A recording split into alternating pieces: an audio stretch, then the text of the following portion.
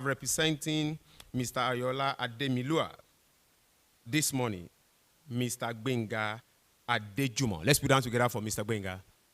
Thank you, sir. Thank you for showing up. Rami Suleiman, head of Renewable Jubilee Bros Nigeria. Let's put down together for him. Thank you. Thank you, sir. Mr. Olumide Eson, Partner Energy Resources and Industrial Leader, Deloitte, West Africa. Let's put down together for him. Thank you, sir, for showing up. All right. On that note, we'd like to quickly begin. Okay, we have with us Mr. Oladipo Maye. Let's put down together for him. Is he in? Not yet. Okay. Thank you. Let's have the welcome address by the President and Chairman of Council of the Lagos Chamber of Commerce and Industry on this all-important occasion this morning. Please make welcome Engineer Leye Kupoluyi.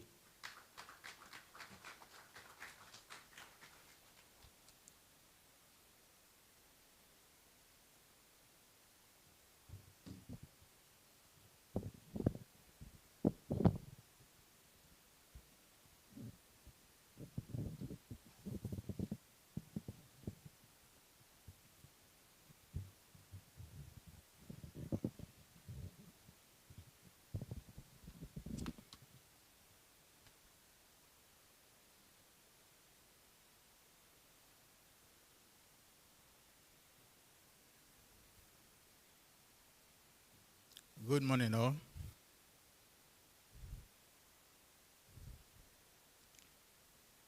The Honorable Minister, a very fresh one, Minister that will give us hope, Mr. Joseph Tegbe. As I was coming up here, I told the Deputy President that both him and our Honorable Minister actually offended me.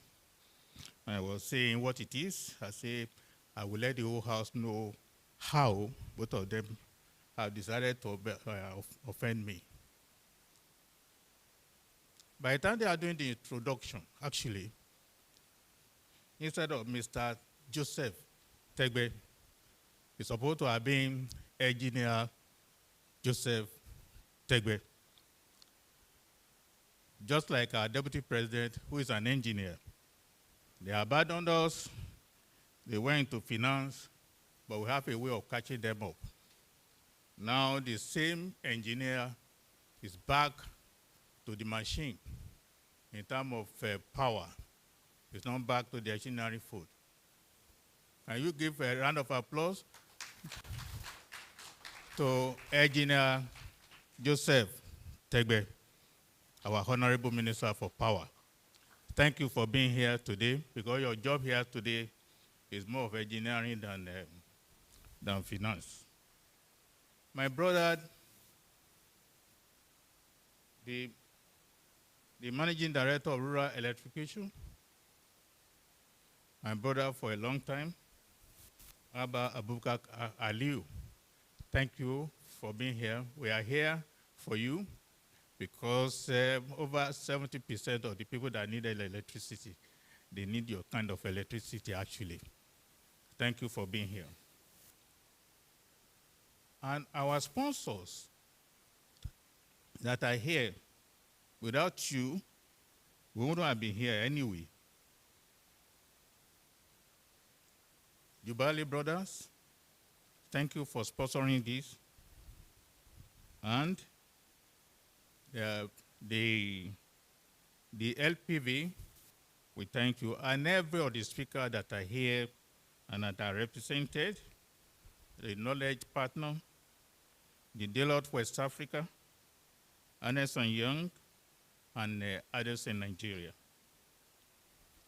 And our Director General, thank you for putting this beautiful thing together. Now I get back to our deputy engineer, Abimbola Prince Olashuri. Thank you. Well, you have to take that title today. Both of them are FCA, both the minister and our deputy president are FCA. They are engineer and FCA. Ladies and gentlemen, our distinguished guests that are here today, all of you are very important I'm tempted to mention everybody by first name or possibly with respect with their surname. You are all recognized. I'm delighted to welcome you all to LCCI Renewable Energy Outlook Conference 2026. I thank you for joining us for this important conversation on the future of energy in Nigeria and the role of renewable energy in driving sustainable economic growth and industrial transformation. The theme of today's conference, Powering Nigeria Energy Transition, Policy, Investment, Industrial Scale, and Development, reflects one of the most pressing development imperatives facing our nation today. What it means that money is needed. I can now see why my brother went for money, because we need money for power. Thank you for being here again, combining both money, engineering, and management. Thank you. Distinguished guests, Nigeria has 37 trillion cubic feet of natural gas reserve. We receive about 5.5 kilowatt hour of radiation for solar irradiation, among the highest in the world. Yet, we deliver, never mind, we have solar here anyway. Be rest assured. We are powered by solar in most of what we have here. Therefore, I'm sure, Mr. Aliu, you are happy we are 75% compliant on solar. Thank you. I come again, we have 5.5 kilowatt a day of solar irradiation, among the highest in the world. And yet, we have mere 4,901 megawatts of electricity available in our national grid. To the capacity, that is our capacity for 220 million people. That's the estimate. The one I read last time, they said 237. But for this purpose, it's 220 we are working with. A nation endowed with energy resources has no business tolerating energy poverty. A paradox in this mandate of this, it's a mandate of this conference. Energy foundation, among which modern economy are built. Sadly, Nigeria continues to face significant challenges on energy access and reliability. That constrains productivity, increase operation costs, and limit business growth across all sectors.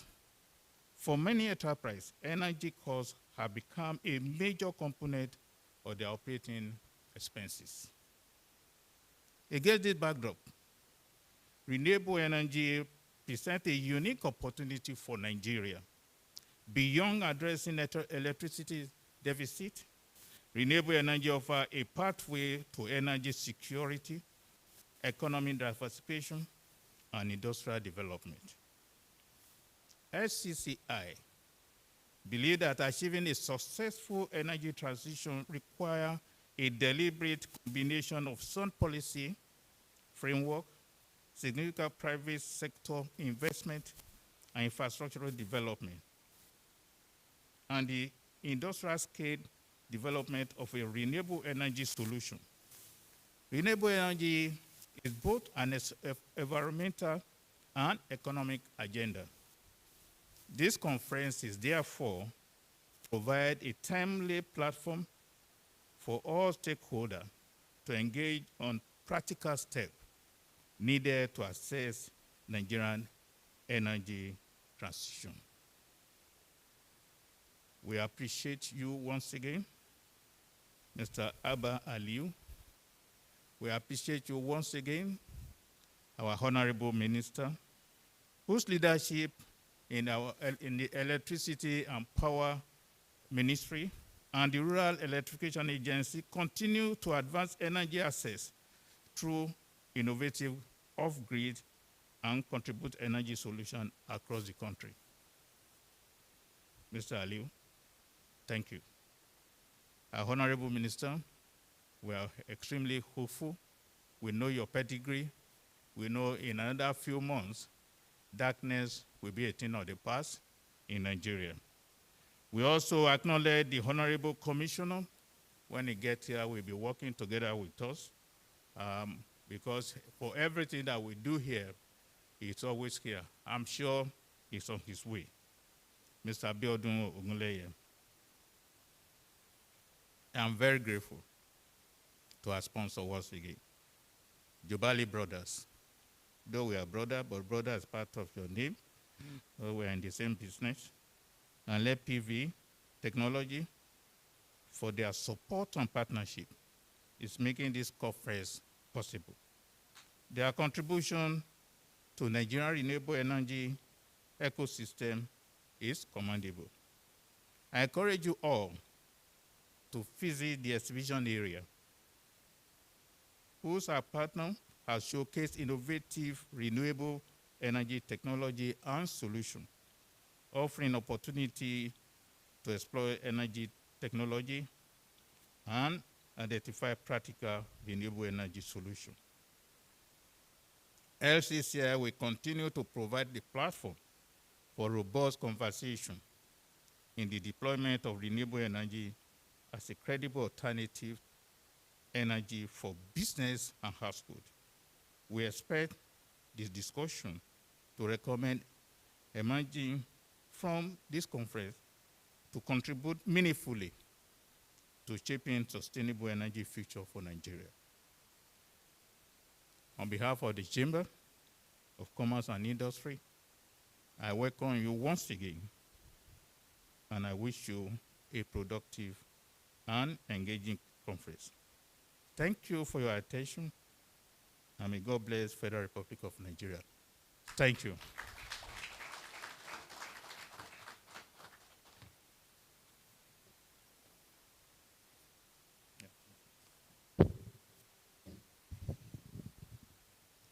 Thank you so much. Please once again join me in as we applaud our president for that welcome remarks. Thank you, sir. Thank you so much. Thank you. All right. Please, let's have a seat, please. Thank you, sir. You agree with me that in the speech of the president, he made very clear statement about the fact that this minister is a minister of light. And I agree with him completely. Let me make welcome the Commissioner for Energy and Natural Resources, Mineral Resources, Lagos State. Our brother, Mr. Abiodun Ogunleye, just walked in. Please, let's put hands together for the Honorable Commissioner. Thank you, sir. Thank you so much, Mr. Honorable Commissioner, for coming. So, as clearly stated by our president, that this minister is a minister that will put that long smile on the on Nigerians about the light that has not been stable. I believe that the commitment of this minister is to do just that single thing. We will hear more from him as we bring up the Honorable Minister for Power, Federal Republic of Nigeria, up for his keynote address. Please join me as we make welcome Mr. Joseph O. Tegbe, Minister of Power. Let's put our hands together for him.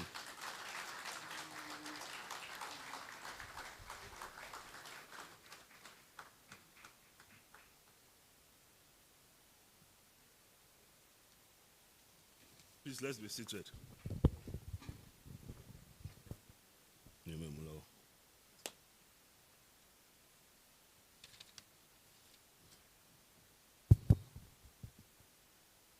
Very good morning. Distinguished President, Deputy President, Director General, Lagos Chamber of Commerce and Industry, MD of REA, Mr. Abba Aliyu, captains of industries, CEOs, esteemed colleagues from the diplomatic corps, distinguished ladies and gentlemen, Mr. President, Chairman of the Council, you gave me how to finance, and I'm back to engineering again. But you know, once you're an engineer, you can never lose the traits of engineering.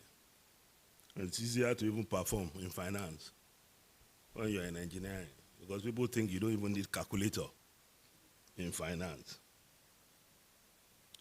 It's a singular privilege for me to stand before the assembled vanguard of Nigerian industrial community at this critically important moment in our nation's energy story. The Lagos Chamber of Commerce and Industry has, for over a century, been the vigilant conscience of Nigeria's private sector. And there's no more fitting forum than this to speak very candidly about the transformation that is already underway and the far greater transformation that beckons on us. This conference is both timely and necessary, and I say this because it is in this place, in the boardrooms, the factories, and the trading floors of Lagos that the reckoning and true cost of energy insecurity is counted. Not in megawatts, but in lost orders, in idle machinery, stunted growth, and unrealized potentials. Distinguished ladies and gentlemen, Nigeria's power sector has for too long been a paradox of remarkable natural endowment and underwhelming performance. Africa's largest economy, contestable. South Africa sometimes says they are bigger than us, but we are the most populous nation, and we possess installed generation capacity of over 13,000 megawatts. But yet, as of date, less than half of that reliably reach consumers. The consequences for industry are severe. Nigerian manufacturers spend a huge percentage of their operating cost on self-generated power, predominantly diesel, petrol generators. This invisible shadow grid, consuming billions of naira annually in imported fuel, represents a structural tax on Nigeria. And we can no longer afford to play in that game. No nation has ever industrialized without first solving its energy equation. Nigeria's industrial ambition must be powered by reliable, affordable, and clean electricity, and it shall remain largely that. The grid collapses of late 2025 and early 2026, unfortunate events that plunged Lagos, Abuja, Port Harcourt, and other commercial centers into darkness were painful reminders that incremental tinkering with the power sector is insufficient. What is required and what this administration is delivering is systemic transformation. Let me be very candid. Yesterday, I monitored the grid every day. Yesterday, I was told part of Bayelsa, part of Rivers is out because of health challenges.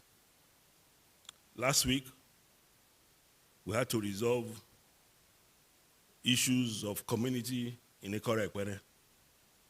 The 132 kV substation was taken over by community boys, demanding for road schools by TCN. I don't know when TCN, the responsibility becomes building hospitals and roads. They chased all the TCN staff out of the office, beat them up, lock up the place, and put masquerade and juju at the gate. It took my intervention to call the governor to say, that has to stop. We restored power back to Ikore-Ekpere within 12 hours. We've had situations in which in Katampe, we had power outs, the feeder station shut down and within 12 hours, we restore power. Typically, it will take 7 days, 5 days. You're correct, President. Engineering is required, but the problem that plagues the power sector today, I'll say it's 20% technical. It's 80% governance, commercial challenges.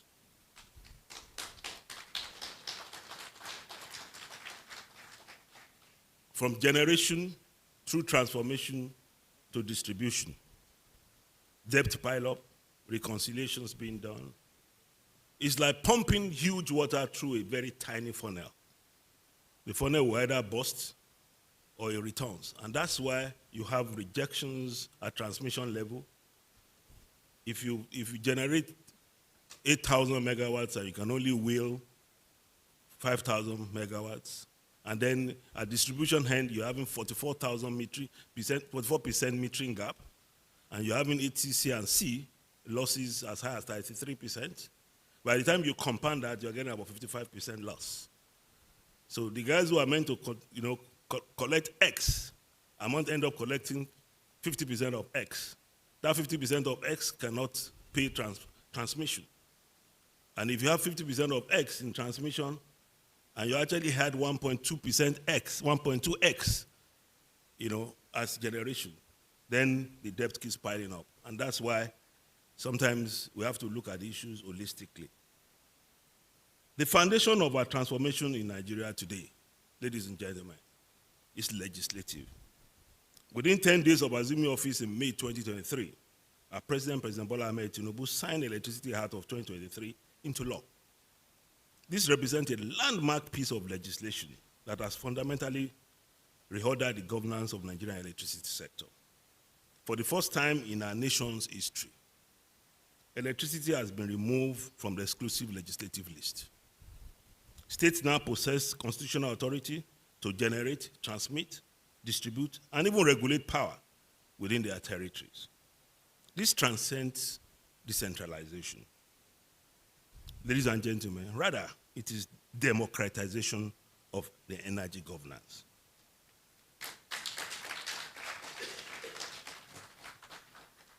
As of today, about 20 states have already enacted subnational electricity laws. 12 states, including my brother states, Lagos, Enugu, Ekiti, Ondo, Imo, Oyo, and Edo, have assumed advancing the transfer of regulatory oversight from the NEC to their state regulatory commissions. We are witnessing for the first time the new federalism in Nigeria's energy sector.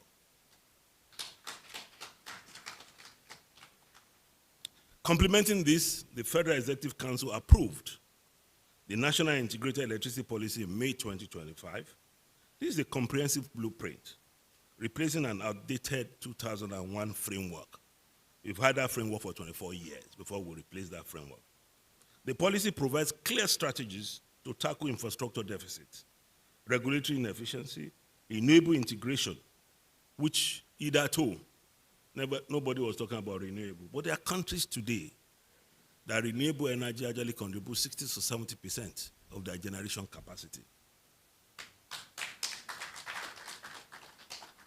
It is, in effect, the detailed operational manual for Electricity Act's ambitious vision. Furthermore, Nigeria Independent Systems Operator, NISO, was established in 2025 to manage grid and market operations with great independence and efficiency. And between 2024 and 2025, 82 power transformers were installed, adding over 8,500 megawatt amps in capacity. More than 30 transmission projects were completed, raising the grid's wheeling capacity to approximately 8,700 megawatts. A $1.16 billion grid digitization project is now 69% complete, with over 3,000 kilometers of T-line deployed and more than 100 substations upgraded with advanced monitoring systems. Ladies and gentlemen, our reforms do not merely address the crisis of today. They are calibrated to the imperatives of tomorrow. Nigerian Energy Transition Plan, ETP, which was launched in COP26 in 2021 and was rigorously updated through stakeholder consultations in 2024, set out a sovereign commitment to achieving net zero emissions by 2060, while simultaneously defeating energy poverty and powering industrial growth. This creates huge opportunity for renewable energy and for the players in renewable energy space. Let me underscore a point that is often misunderstood in international discourse.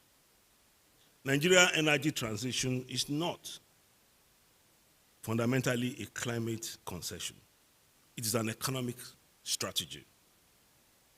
The ETP projects that are transitioning to 90% renewable energy in our power mix will yield fuel savings of almost $121 billion US.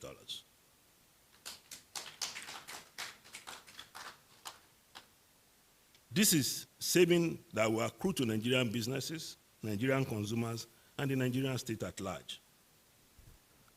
The additional capital expenditure required, approximately about $10 billion annually, is not a burden to be mourned.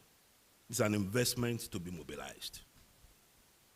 The ETP outlines the need for a total installed power capacity of 277 gigawatts by 2060. Solar energy, and in larger term, renewable energy, will be the dominant force in this new landscape. Nigeria and South Africa led Africa in solar power growth in 2025. We might not appreciate it, but solar energy appreciation in Nigeria has grown, and 2025 marked a significant achievement.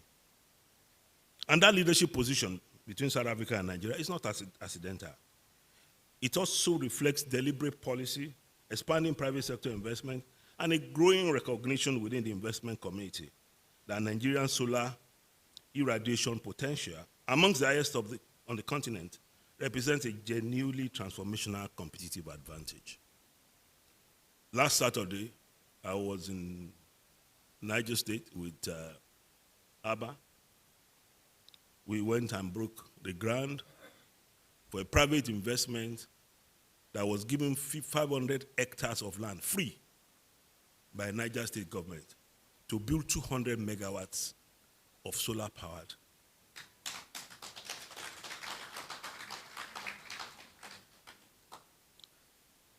Ladies and gentlemen, natural gas will serve as a critical bridge fuel. Mark my words, bridge fuel. It's a bridge. Where we're going is bigger, cleaner than that. With a proven reserve of approximately 202 trillion cubic feet, Nigeria possesses the gas endowment to maintain reliable baseload capacity while we scale up our renewables. The West African gas pipeline and our domestic gas infrastructure reform are integral to ensuring that existing thermal capacity, which still dominates our generation fleet, is fully utilized during this transitional decade. Gas is an indispensable companion for us on this journey. And as a country, we will continue to maximize our competitive advantage in gas to meet our energy requirements, especially via renewable energy in the nearest future. Ladies and gentlemen, members of this chamber understand better than most of us that reliable and affordable energy is not a luxury. It is the fundamental prerequisite for industrial competitiveness.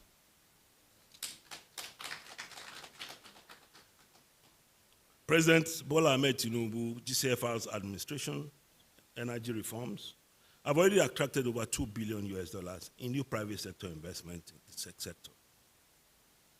The acquisition of 60% stake in the distribution companies, which created a vertically integrated value chain that links generation gas infrastructure distribution, signals precisely the kind of commercially structured private sector-led model that must be replicated at scale. We are not yet there. There are governance issues. There are liquidity issues. Very crystally clear to us. We are fixing that. And we will fix it before the end of this year.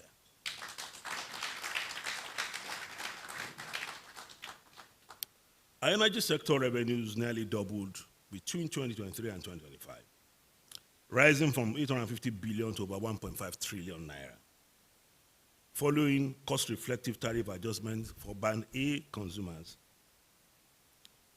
This is evidence that Nigerians will pay for electricity that is reliably delivered, and that a commercially viable sector is achievable. Ladies and gentlemen, I know Band A consumers are complaining. I know Band B are complaining. 219 down to 4 naira at Band E. Wide difference. But if you do proper calculation, some people are of the school of thought that that is even not cost reflective enough. But just like Mr. President said in his recent Democracy Day address, electricity is a dividend of democracy. And every Nigerian is entitled to electricity. We set the ball rolling, we build the foundation. What's been destroyed in 50 years cannot be fixed in 3 months. After my screening at the Senate, some newspaper carried and said, Tegbe said he will fix the grid in 90 days. So I woke up that morning to read it and said, okay, I've possibly become a magician. We will stabilize the grid. We're doing the best to stabilize the grid. Some of the T lines we have are weak. Some of the transformers we have today, we have major challenges, even part replacement. Some of the feeder stations, we're having challenges with them. The shunt reactors, most of our transformers are giving us challenges. We're doing the best to procure the best, fix the best, and we're also on the path of taking, if we can fix telecom sector, I believe we need to get power sector into the hands of private players. And once we get into the hands of private players, it will become more efficient and more cost effective. For industry specifically, the Presidential Power Initiative in partnership with Siemens, we're currently upgrading. We have finished phase 1. We are progressing to phase 2. We are upgrading transmission infrastructure to reliably handle up to 7,000 megawatts with enough redundancies, with enough resilience, and as much as possible, the single grid we have, try to have possibility of islanding that grid so that when you have challenges in one part, it doesn't totally shut down the national grid. And because we're also trying to put in BSS and put in backup batteries, which is our plan now, we'll be able to stabilize, just like you do with UPS for your typical thing in the house, so that we don't have a grid going out of whack. And it's important that we stabilize that. So we're doing a lot of things concurrently. And I just hope and pray that the benefit of that is seen by Nigeria as soon as possible. Let me say to the manufacturers, the processors, the logistics operators, and the technology firm in this room, and possibly to generator sellers, by God's grace, God keeps the life of my president, President Bola Ahmed Tinubu. God keep our life. The era of diesel generator as your primary power source is drawing to a close.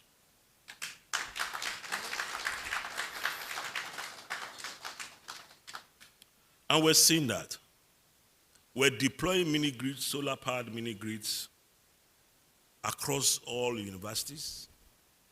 We're deploying to teaching hospitals. We are identifying 85 most densely populated communities in Nigeria. And we're deploying solar mini grids through REA, some of them through World Bank funded, through AFDB program, through JICA program, to our markets, to our universities, to our teaching hospitals. In the next few weeks, I'm going to be on the road by God's grace, launching some of those programs. I'm going to do one. Once I leave here, I'm going to Ekpe. I'm actually commissioning and launching one of such mini grids. So embedded generation, industrial mini grids, we will move, and we're planning to move from household solar panel and inverter to community-based mini grids. And the enabling law is there. You are running, you have your support with solar grid here. If you are generating in excess of what you want, the law allows you, through net metering, to sell to the next building. We just need to make sure that we get that act properly operational. Commissioner for Energy for Lagos is here. In the next 2 weeks, I'm going to meet with all commissioners for energies, all the chairmen of the state regulatory agencies, alongside with NEC, to ensure areas of overlaps, areas of concerns, areas where you have challenges with grid codes are resolved. NEC is preparing for you, and we'll make sure that all areas of friction are addressed. The Federal Ministry of Power cannot and does not intend to deliver this transformation alone. The Energy Transition Office is mobilizing funds and huge investment to date. The updated Energy Transition and Investment Plan has mapped the precise capital requirements across power, transportation industry, and oil and gas sectors, providing the detailed roadmap that institutional investors and development finance institutions require. What we need from this room, what we need from LCCI, is not just only investment. We also need advocacy. We need the private sector to participate actively in state electricity market consultations, ensuring that tariff frameworks, grid access rules, and renewable energy procurement mechanism are commercially sound, and access to blended funding are made. I was happy to see Anderson, EY, Deloitte, although I didn't see KPMG there. You had KPMG to it. Make sure they all help. The JP Morgan Chase of this world, let them help us. McKinsey, with blended funding, so that people who want to invest in mini grids can actually do this at commercially sensible rates, not at 30%, 27% interest rate. However, ladies and gentlemen, we need patience. But the patience we employ should be calibrated by urgency. It's not a patience where we lose our urgency. Transformations of this magnitude, restructuring the energy governance of a nation of over 220 million people, do not conclude in a single administration or in 1 year or in 3 months. But the foundations must be correct, and the momentum must be sustained. It's our collective responsibility to ensure that both conditions are met. Nigeria stands at an inflection point today. The old model of centralized, subsidized, structurally insolvent, and chronically unreliable has had its days. A new model is being constructed, democratized, commercially disciplined, renewable anchored, and industrially focused sector. We shall not pretend that the journey ahead is without difficulty. Grid instability, legacy debt of over 3 trillion, metering gap, coordination challenges of 36 sub-national electricity markets. They present real challenges. And honest leadership demands that we name them clearly to you, even as we chart the path around them. But consider what we are building. A Nigeria in which a manufacturer in Apapa, a data center in Lekki, and a textile mill in Kano can source clean, reliable electricity at a competitive, cost-reflective tariff. A Nigeria in which over 200 gigawatts of installed capacity, predominantly renewable, powers houses, industries, hospitals, digital infrastructure. A Nigeria that leads in population, in resource endowment, and in productivity and competitiveness that reliable energy makes possible. Ladies and gentlemen, I thank the Lagos Chamber of Commerce and Industry for this platform. I pledge the Ministry of Power's continued commitment to the transparent, accountable, and relentless pursuit of a powered Nigeria. God bless the Federal Republic of Nigeria. Thank you.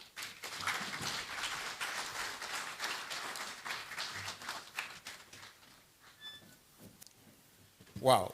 Please, once again, let's put hands together for Honorable Minister of Power. Thank you, sir. Thank you, sir. Thank you so much, Minister. Having listened to you again, I can say our hope is renewed. And indeed, our hope is renewed. We will get there someday. Once again, Minister, thank you so much. Very fast, we need to move. As you can hear, the minister had said he's on his way to Sowa in Ekpe for another commission on a national assignment. So we'd like to also have the second keynote address to be given by Mr. Abba Aliu, the MD of Rural Electrification Agency. Please, let's put hands together for Mr. Abba.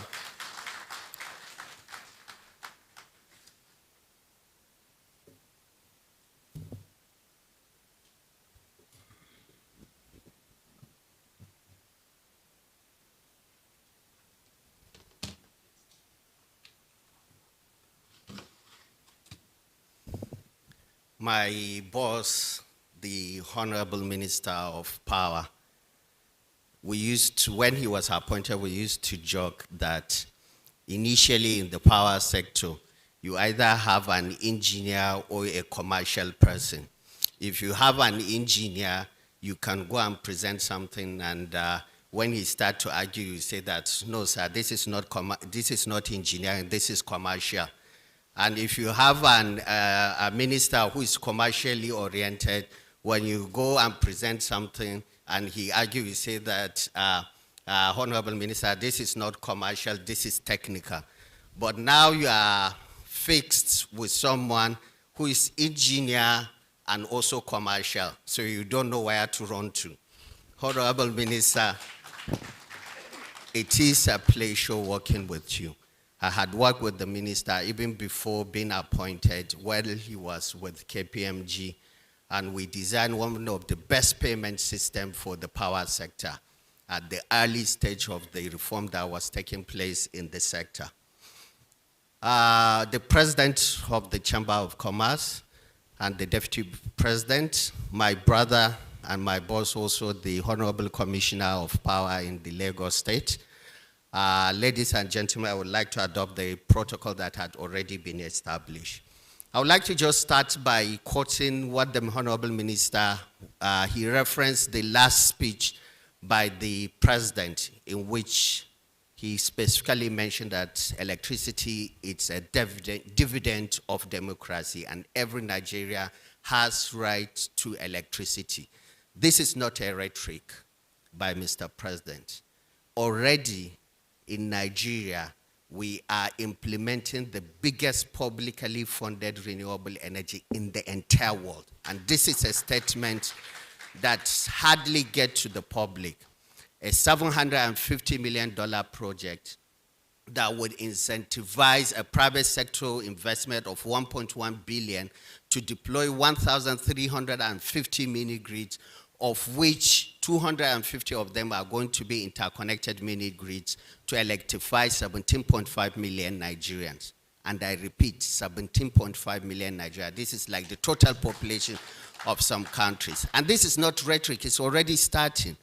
In Lagos here, we are injecting through the interconnected mini grids 15 megawatt in Alagbadon and Igando, right? When you go to Abuja, we are injecting 20 megawatt, Jikwe 1, Jikwe 2, Orozo, Pekasa, and Dede commercial market. If you go to Kogi, we are injecting about 29 megawatt, Ayimba 1, Ayimba 2, Egomi, and Dekina. If you go to Kano, we are injecting about 10 megawatt in Bichi, Dawakin Kuduta, Raoni Civic Center, Singa Market, and Bichi. If you go to Port Harcourt, we are injecting, I think, about 11 megawatt in One, Ikana, and one more area. The same thing if you go to Oyo. I think in Oyo, we are injecting 12 megawatt in Jiboyi, Molade, and Oluwa something. If you go to Ondo, we are injecting 15 megawatt in Ijun and Irun. If you go to Abuja, I mentioned Abuja. If you go to Delta, we are injecting 14 megawatt in Oha and Ore Kope. I'm sorry if I mispronounced the name. This to show you that what the minister is saying, it's not a rhetoric. This is exactly what is happening. And this is just the interconnected mini grid. Apart from the 1,000 isolated mini grids that are being deployed all over the country. He mentioned, Honorable Minister mentioned that from here he's going to pay for the commission of 504 kilowatt, one of the mini grids that we deployed in Ekpe.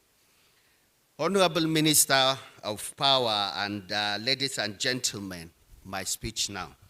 It is a pleasure to join you at this Lagos Chamber of Commerce and Industry Renewable Energy Outlook Conference of 2026. I commend the leadership of the LCCI for convening this important platform for bringing the private sector directly into the conversation on Nigerian energy transition. This is precisely where the conversation must happen with industry financiers, developers, manufacturers, regulators, policymakers, and commercial energy users in the same room. Because the next phase of Nigeria's energy transition will not be defined by public policy, it will be defined by whether energy can become the real enabler of production competitiveness and investment. The theme of this conference, Powering Nigerian Energy Transition, Policy Investment and Industrial Scale Deployment, speaks to the reality of the moment. Around the world, energy systems are being redesigned at extraordinary speed. Renewable power capacity is expanding faster than any point in the history. The demand for electricity will continue to increase drastically. If you look at what other countries are already planning, you would be wowed. The United States, the current capacity generation stand at about 1,330 gigawatts. They projected by 2050, the total generation capacity of the United States would double to 4.5 to 5 petawatt. I was telling the Honorable Minister, when I was told, I didn't know what petawatt is all about. I had to check, and I found out that 1 petawatt of electricity means 1 million megawatt of electricity. So already countries driven by change in the way we do things, AI, data center, electrification of everything, are gearing and planning for huge capacity of electricity to meet the need of the future. In Nigeria, this gives us an opportunity and a problem. A problem if we did not take advantage of the opportunities that these are going to come up with, and the opportunity for us to not only expand access, but use the vast landmass we have to take advantage of the growing need for electricity. Distinguished guests, for too long, Renewable energy in Nigeria has been framed largely as an access solution, important only for rural homes, schools, and clinics. But today, separate and mainstream industry must be included in that discussion. Mini-grids, embedded generation, interconnected mini-grids, solar plus storage system, and distributed energy resources must now be understood as industrial infrastructure. They are part of the power architecture, just like how what the Minister of Power mentioned. A mini-grid that powers home changes life. However, a mini-grid that powers home, rice mill, cold room, welding cluster, a clinic, a digital service hub, and a market changes an entire economy. To that end, Rural Electrification Agency is now embarking on the industrializing the economy by using renewable energy, just like what the Honorable Minister mentioned. The most sustainable energy projects are the ones that simply connect, they are not the ones that simply connect customers. They are the ones that connect customers, industries, factories, as well as productive use of energies. At REA, we are increasingly designing programs around these principles. We are looking beyond connection to economic system that electricity must serve. Agriculture, cold storage, agro-processing, local manufacturing, education, healthcare, digital services, and small businesses must become the demand anchor around which renewable energy projects are structured. For an audience like LCCI, this should resonate deeply.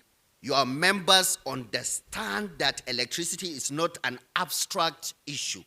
It is embedded in the cost of every product, the competitiveness of every factory, the reliability of every supply chain, and the survival of every small businesses.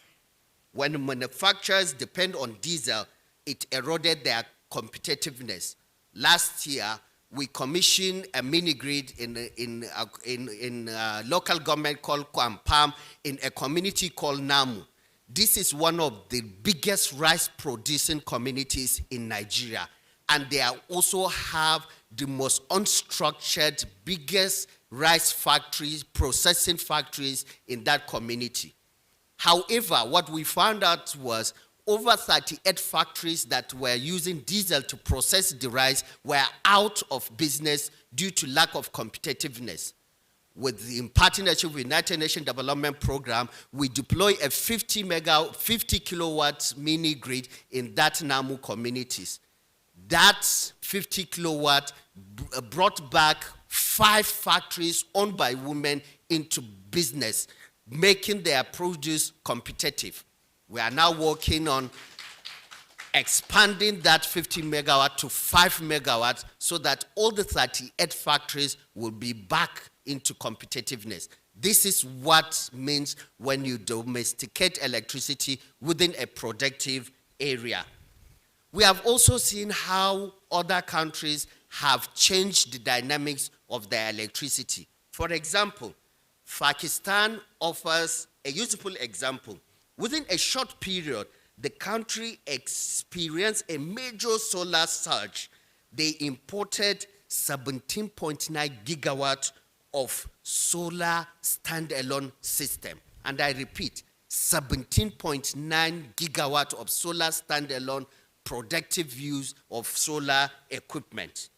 This was driven by the high tariffs, unreliable supply, and failing solar module prices. Solar became one of the most important sources of electricity in the country, supported by rapid increase in imported solar components and growing adoption by home, businesses, and industries.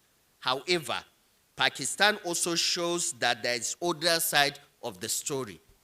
That other side is when distributed solar grows faster than the grid planning, regulation, and tariff design, it can create a new challenge for utilities, grid stability, and cost recovery, which means that the adoption of solar and the standalone system and our mini grid must go in tandem with the entire grid planning in the country. And that is why the Honorable Minister of Power charges the Rural Electrification Agency to come up with the National Electrification Strategy and Implementation Plan, which we had already presented to the Honorable Minister last week. For the first time in the history of Nigeria, we mapped the entire country, we mapped the entire communities that exist in the country.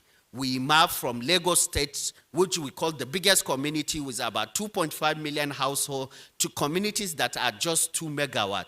We identified the electricity situation of those communities, determined the least cost of providing them with that electricity. And that is the basis of the planning that the Honorable Minister is going to adopt.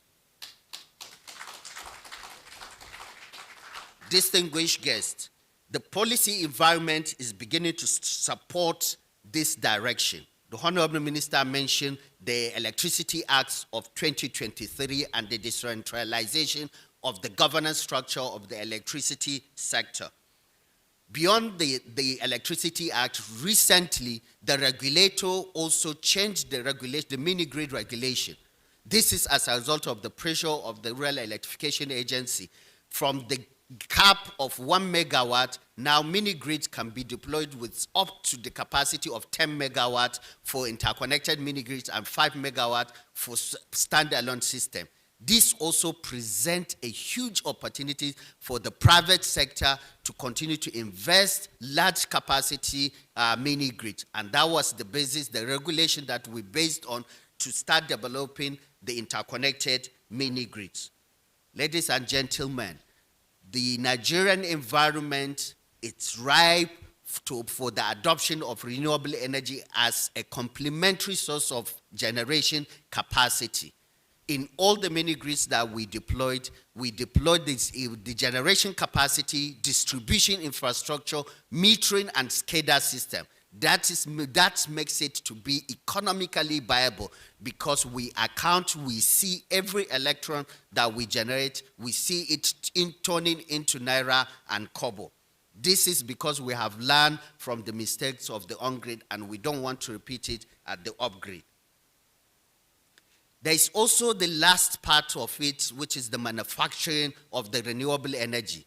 Because we are implementing this bigger project and spending a lot of money importing renewable equipment, we are now being charged by the Honorable Minister to start the process of domesticating the renewable energy manufacturing in the country.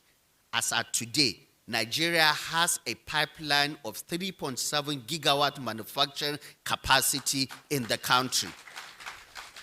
If you go to Lagos Shagamu axis, you will see Tranos, Tricell, Africell. These are companies that are currently about to start generating close to 1.5 gigawatt. If you go to Bayelsa, you will see JP Paul with the production capacity of about 500.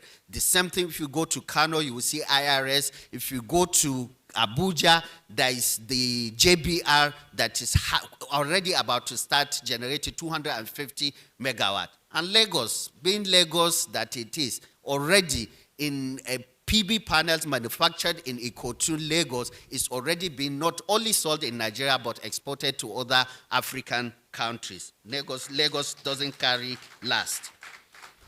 In conclusion, Honorable Minister, I would like to urge the private sector to take advantage of the enabling environment that is being created from the policy of the Electrification Act to the regulation and to the various programs that Rural Electrification Agency is currently implementing for us to continue to deploy huge mega projects. The Honorable Minister referenced a 200 megawatt capacity that a private sector company called Paras is now taking advantage in Niger State to power an entire new city that is being designed. This is the kind of opportunity that are open to the private sector and to the members of the LCCI.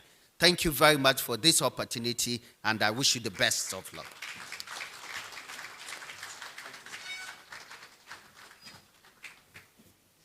Once again, please let's put our hands together for our MD.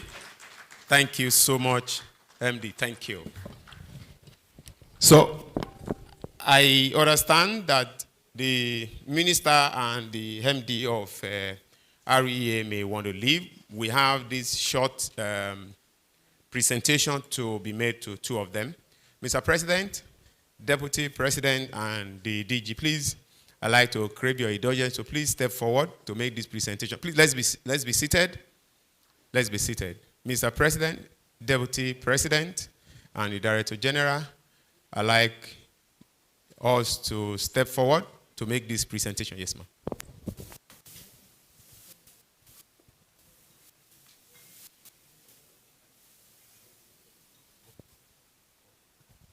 Deputy President, sir, please. So we'd like to make the first presentation to the Mr. Abba Aliu, the MDC of Rural Electrification Agency. Please, let's put our hands together for Mr. Abba. This way. Let's move closer. Madam DG, please move closer to the... Thank you.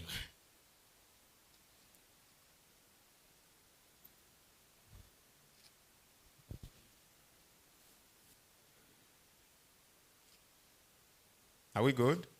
Thank you. Thank you, sir. Next is the Honorable Minister of Power.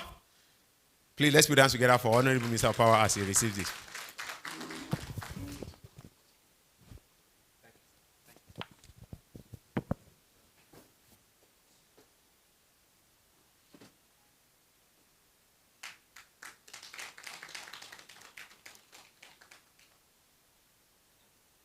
Thank you, sir. So, Minister, just hold on, sir. We'd like to take the final picture. Honorable Commissioner, please, let's join for this picture, and the MD. The Minister has told me that he would like to wait to listen to the Honorable Commissioner. This way, sir. I like the Emilio Agbada.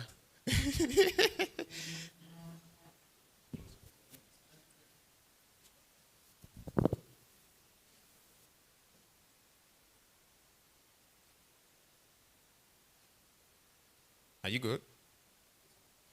Thank you. Thank you so much. Thank you, sir. Thank you, Minister. Thank you. Let's get back to our seat. Thank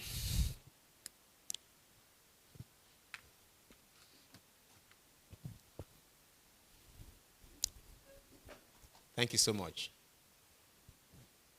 Since the Honorable Minister had allowed me to bring up the Honorable Commissioner for Energy and Mineral Resources, Lagos State, he wants to listen to him. Remember, he mentioned to us that in 2 weeks' time, he's meeting all the Honorable Commissioners in Nigeria. So please make welcome, for his keynote address, the Honorable Commissioner for Energy and Mineral Resources, Lagos State, Mr. Biodun Ogunleye. Let's put hands together for him.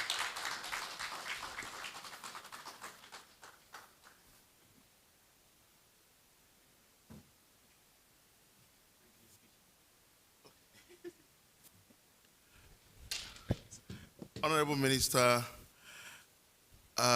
since you became minister, it's my pleasure to have the honor of meeting you in the midst of family members, because LCCI is my family, and we have always gathered here since I resumed in my position every year to talk about the vision, where we are going, and we are now at some point. Abba, thank you very much for joining us. I recognize all the dignitaries in the room, and I appreciate the opportunity we have to look at the issues on the table today. I'm not prepared to make a lengthy speech. I was actually asked to make an opening remark towards my session. So I will keep my remark very simple and in that direction. It's my pleasure to join distinguished members of the Lagos Chamber of Commerce and Industry, captains of industry, development partners, investors, regulators, and stakeholders at this important conference focused on the future of renewable energy in Nigeria. The conversation around renewable energy can no longer be separated from the conversation around electricity market reform. and I need to be very clear. Electricity market reform. By the grace of God, the governor of Lagos appointed me as the chairman of the Lagos State, Lagos Independent System Operator. And we need to emphasize that what the state needs to create is their own electricity market. And we plead with the Honorable Minister. By the time I come with my colleagues, you will hear us repeat this same issue. Federal authorities we need to re-gig and recycle, no, not recycle, we need to re-gig and reorder a lot of things to ensure that the markets are created. If the markets are created, you can imagine Lagos trying to achieve 6,000. You can imagine Ogun State trying to achieve a 3,000. If all of us mid-range, before you know it, within 2 years, you have additional 10,000 capacity that is being utilized across the state. And I believe strongly, sir, that the renewables of today that we are looking at should not just be home systems. It should be grid-connected solutions that will not only serve as substitute to gas-fired alternative, but must be able to help us strengthen our grid, stabilize our grid on account of its more stable whatever. And Honorable Minister, I can announce to you that the Lagos law is very, very proactive and futuristic. We already have provisions for net metering. So what that implies is that for industries that have excess capacity, either from renewables or from your gas generator, the Lagos electricity market is calling you to bring it on board. We will add it to whatever we are able to get from the national market. As we are creating additional capacity, we can start saying farewell to the culture of blackouts that we're having in the nation. Permit me to also say that the Lagos state government had engaged the Gas Aggregator Company of Nigeria. And of course, our market restructuring exercise, we have both AFC and IFC giving us, supporting us on advisory roles. They've identified some things we need to cross. One of the things we need to cross is cheaper feed stock. And at the heart of cheaper feed stock is gas availability. Yesterday, I can announce to this August gathering that we signed with the Gas Aggregator Company of Nigeria and Nigerian Pipeline NDPM, NDPL, permit me, it's a subsidiary of NNPC, and they are the ones in charge of pipelines. And they have committed to deliver whatever we need. But in the meantime, we have scope at 6,000 megawatts. So what is the implication of that? The implication of that is that industries in Lagos can look forward to a better tomorrow. Industries in Lagos can start scaling up. All the industries that have relocated, maybe gone to Accra, to whatever city globally, can start looking at Lagos again as a place to be. We are not just aspiring to continue to be 30% of GDP. We are saying the 2 trillion economy that the nation envisaged can be powered out of the renewed hope, implementation of higher level of electricity availability within the Lagos environment. So renewables will thrive where there is clear regulatory framework which Lagos is providing. Bankable demands, investment certainty, and a market structure that allows innovation and capital to flourish. This is precisely why Lagos has embarked on one of the most ambitious electricity sector reform in Africa, with a population exceeding 20 million people and an economy contributing more than 30% of Nigeria's GDP, we represent the largest concentration of energy demand in the country. Our estimated electricity requirement exceeds 12,000 megawatts, while available supply remains significantly below the level. We note the fact that over 20 gig of capacity is also locked up in industries in our homes that we are not using profitably. And we note the fact that the demand-supply gap presents not only a challenge, but also one of the greatest investment opportunities in Africa. Recognizing this reality, Lagos took advantage of the constitutional and policy reforms that now permit states to participate actively in electricity regulation and market development. In December 2024, His Excellency Governor Babajide Olusola Sanwo-Olu signed the Lagos State Electricity Law, establishing the legal foundation for a fully functional subnational electricity market. Since then, Lagos has established the Lagos Electricity Regulatory Commission, the Lagos Independent System Operator, and a revamped Lagos State Electrification Agency, creating a complete institutional framework for electricity market governance, system operation, and electrification. The significance of this reform cannot be overstated.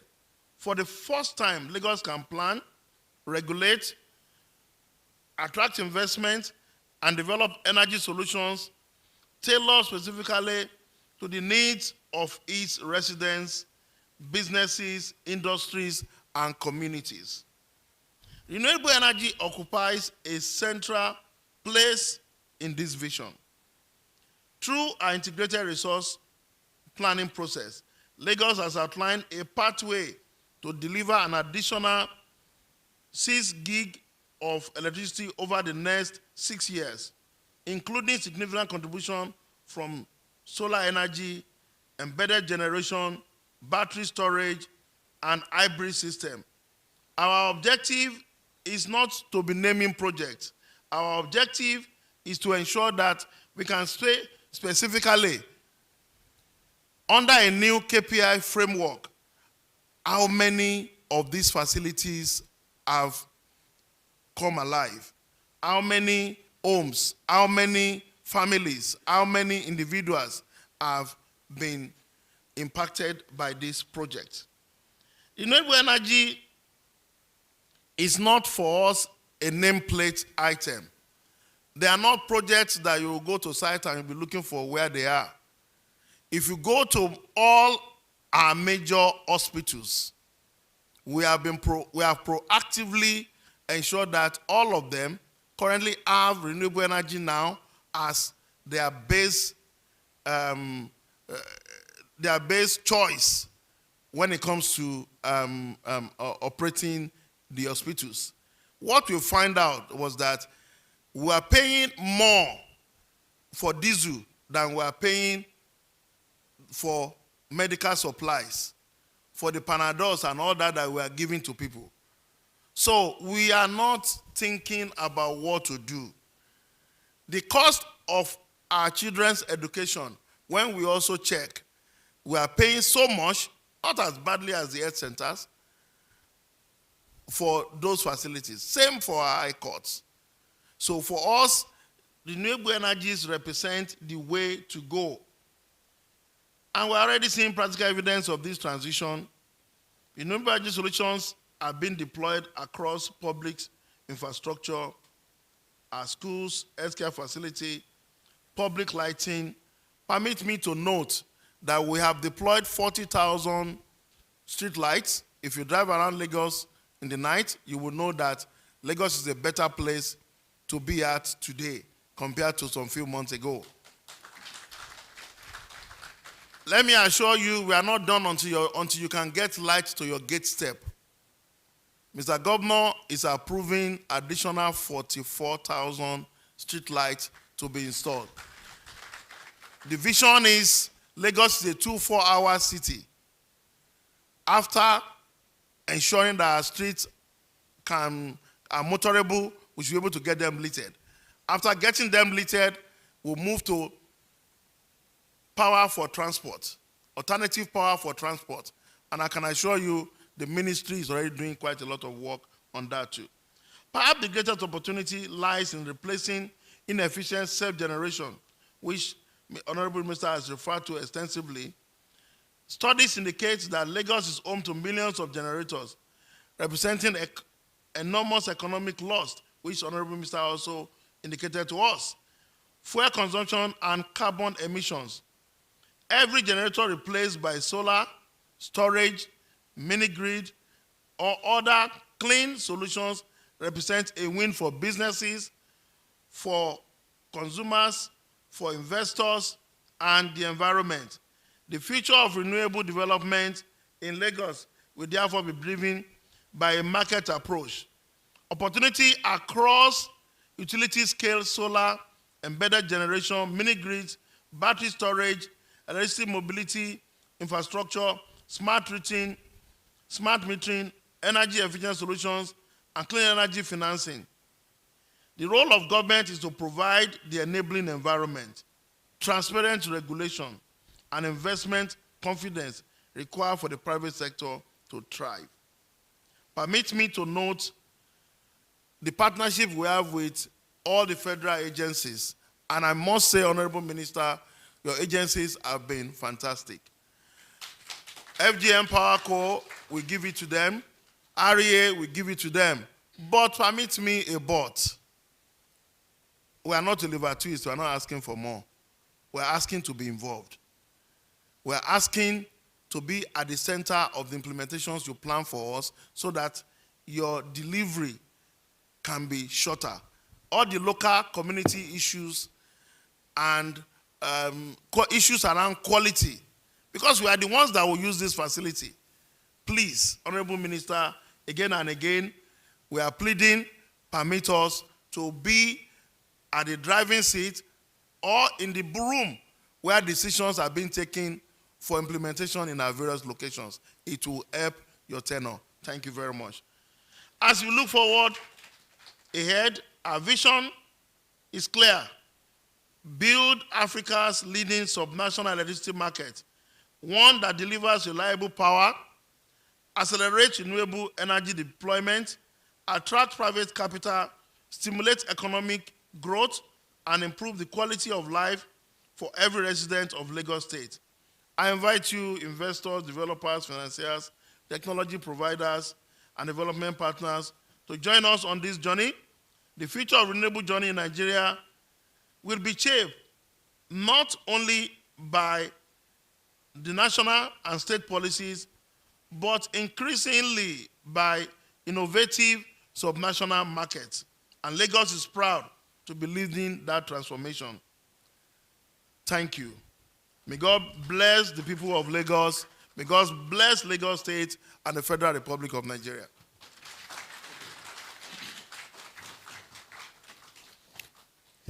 Thank you so much, Honorable Commissioner. Now I know why the Honorable Minister of Power wants to listen to you. Now he had successfully listened to you. I'm sure the collaboration will move faster from here. Once again, thank you so much. The Minister, okay, I believe the Minister is here around, but I'd like to mention that the next session now is going to be the panel session. Okay, the Minister would like to leave. Members of the press, please get position as we had agreed. Just a minute of interview with the Minister and perhaps with the MD of Rural Electrification Agency as we have agreed outside. So the next session now is the panel session. This promises to be engaging, and I'd like to urge us to please get seated as we allow the Minister and his team take a free exit. Please let's allow the Minister take a free exit.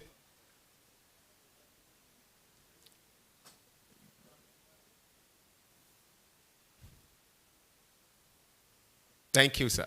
Thank you, Honorable Minister. Thank you. The members of the media would like to just have a chat with you outside. Honorable Minister, they are there waiting for you. All right? While we'll allow the minister and his team take their leave, we'd like to move to the panel session. And immediately after the panel session, we have a session for question and answers, comment, and all that will follow. The moderator of this session is none other person than Olumide Eson, Partner Energy Resources and Industrials, leader Deloitte, West Africa. Please, let's put our hands together for the moderator at this session. Please, let's clap for him so well. Thank you, sir. So, the moderator will then bring up the panelists for a good session with them of about 30 minutes, 1 hour. Okay, we'll make it 45 minutes because we are no longer doing pretty well with our time. Moderator, your time.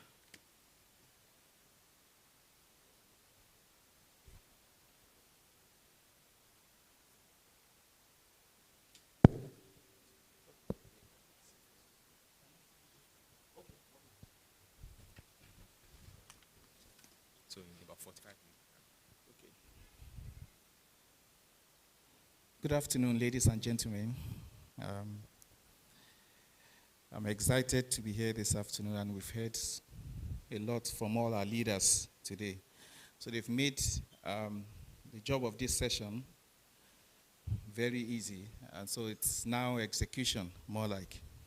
So I'm just going to invite my panelists this afternoon. I'm going to call Dr. Bola Digun from Deloitte. Please, let's welcome her. Mr. Olufemi Bakare, Fenchurch Group. Mr. Rami Sulaiman, Jubaili Brothers.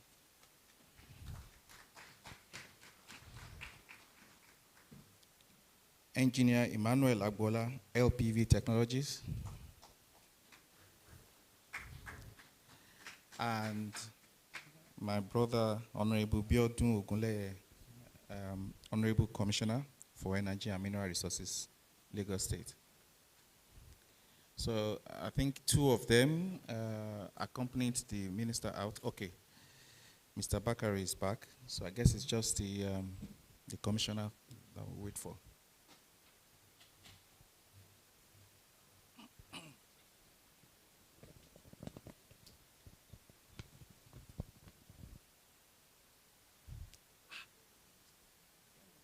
I need one more seat here.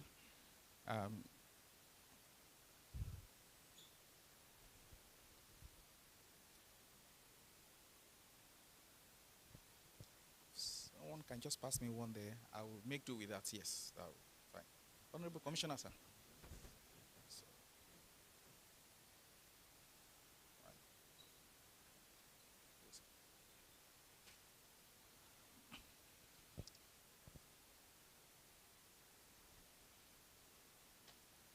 All right, so we're continuing from where our leaders have stopped.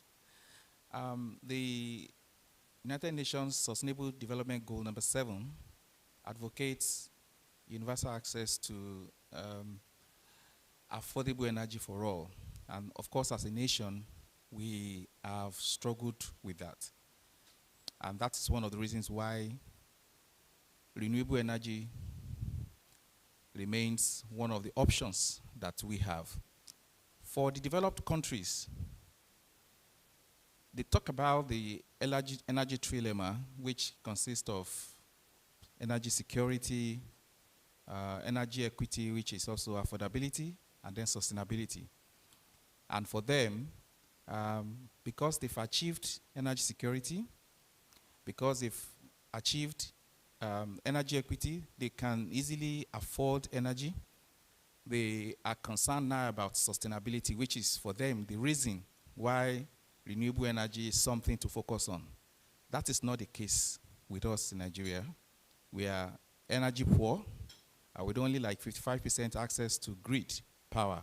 So for us, like the minister and the commissioner referenced, and the energy from renewable source, it's not about sustainability for us. Actually, it's about survival.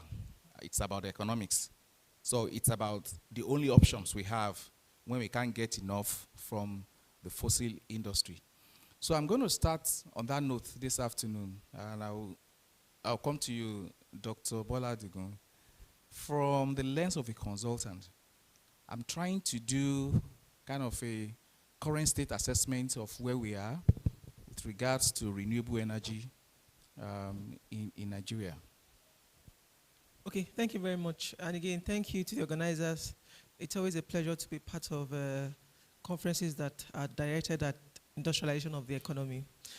So to answer the question, I think it's a mix of optimism and concerns. Having sat and listened to the policy direction and the effort the government is making, from the optimism part, you realize that there's a lot of resource potential for renewable. We have the resource potential. We have the unmet electricity demand. And also the cost, technology cost for renewable is declining. So you see optimism from those angles. However, my concerns still stem from some weak power sector fundamentals. Also, we have not been able to properly get long-term financing into the industry. So it's a mix of both. For us, for the industry to actually achieve, for the renewable sector rather, to achieve its capacity, then we need to be able to solve some of these policy, financial, and industrial bottlenecks. Thank you. Thank you so much. I think I would agree with you. So the way I want to approach this session today, to look at the current state, and then we move on to talk about opportunities, financing, and the investments required, and then we'll wrap up maybe on policy. What exactly should the big brother be doing at the state and at the federal level? So I'll turn to you, Mr. Bakari, from someone who is involved in infrastructure. Your own assessment, do you agree with what the consultants are saying, or you see something different from what they're saying? I agree to a large extent, and like we've heard from the Honorable Minister and also from the Honorable Commissioner, a lot is actually being done in the power sector space, more than what is available to, more than what the public knows. For example, in terms of financing, the financing structures are getting way better. When we started in 2007, power infrastructure financing was a bit difficult, but now there are lots of infrastructure funds like United Capital, like Stanbic Infra, Chapel Hill. They understand power sector financing. And Lagos State, for example, has championed the IPPs, and now they are also, apart from now, clean energy, which a lot of IPPs are using gas, they are now also encouraging renewables in the system, right? And we, for example, have a project that we're doing with Lagos State, right? And we're looking at incorporating renewables into that project. And the issue on the financing side, from a developer standpoint, is historically, you need someone to backstop the power purchase. You need someone to sort of provide some level of guarantee. That is what unlocks the financing, right? And Lagos State, for example, has created a situation where they are providing an enabling environment, creating the electricity market, right? And all these are just the things that put a better structure around financing and helps developers like us. And I would also like to note that the Honorable Minister said that the diesel generator sellers beware, all right? I'm happy to also say that from a developer standpoint, Jubilee Bros, who are the sponsors here today, are also now in the gas engine business and also in the renewable business. So we are seeing a shift, a real shift in where we're coming from and where we're going. Are we where we want to get to yet? No. But are we on the way? Are we on the path? Certainly. That's my view. Thank you, thank you. I mean, again, the opportunities are opening up, right? Yeah. And again, I think one striking thing you mentioned is, I think we all accept we are not where we want to be, but at least we are making progress. Yes, I'm coming to Mr. Sulaiman, and a very curious question, which everybody in the room probably also asking themselves, when you hear Jubilee Bros, what comes to your mind is fossil type power solution, right? Before I ask you a question around, opportunity, I first want to know what is changing and what is the motivation? Thank you. Actually, the customer need has never changed. The customer is looking for reliable, uninterrupted, efficient power. What changed is the technology. When we started in Nigeria, we started with diesel because that was the technology that was more affordable and available. But with time, technology is changing, and that's why in 2017, we made the shift. As we are speaking, in 2017, our factory that is building generators is run by solar and also run by a big power bank, 300 kilowatt. This was a first test for us. Before we made the shift, we made sure that it is 100% working. So whenever we wanted to sell power for solar, people can see that we are practicing what we are preaching. Jubaili also, we did, I think, the first mini-grid projects with the REA. We were the EPC for 3 mini-grid projects, proudly. And we are seeing the economics now has changed a lot. It is cheaper to go with the solar, and people are seeing the advantages already. They are no longer afraid of the technology. They trust the technology, and that's why it is flourishing now. Okay, all right. So now we see the transition. You're basically following what your customers actually want. So, but from where you are as a solution provider, what you see now, especially in Lagos, is it more of an idea, renewable energy as an idea, or a real commercial opportunity? No, actually, we have crossed the phase where we were testing, or maybe where we were preaching about environmental. People are now using solar because they are seeing the economics. That is the most efficient way to produce power. And it is very reliable. And as people are seeing it, they are doing it. And for projects currently, you can get your return on investment depending, maybe from 1.5 years to 4 years, depending on the project, if it has batteries or not. And one thing the Honorable Minister mentioned, I would like to emphasize as well, he mentioned the BESS, which is the large batteries. This is also have a very big future and very big impact, replacing generators and other sources. Thank you. And I'm going to look up to Big Brother now. The passing of the Lagos State Electricity Law was, to a lot of people, a significant game changer. And because one of the things we can see in the law and in the regulations and all that Lagos State is doing is incorporating both renewable fossils, grid and off-grid. What exactly are the potential impacts of this on the renewable energy market in Lagos? Thank you very much. The renewable energy market as currently constituted has a lot of gaps.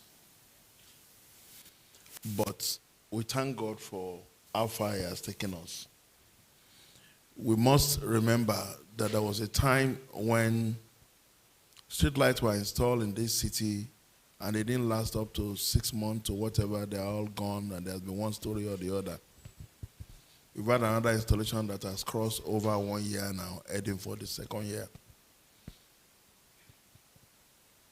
So,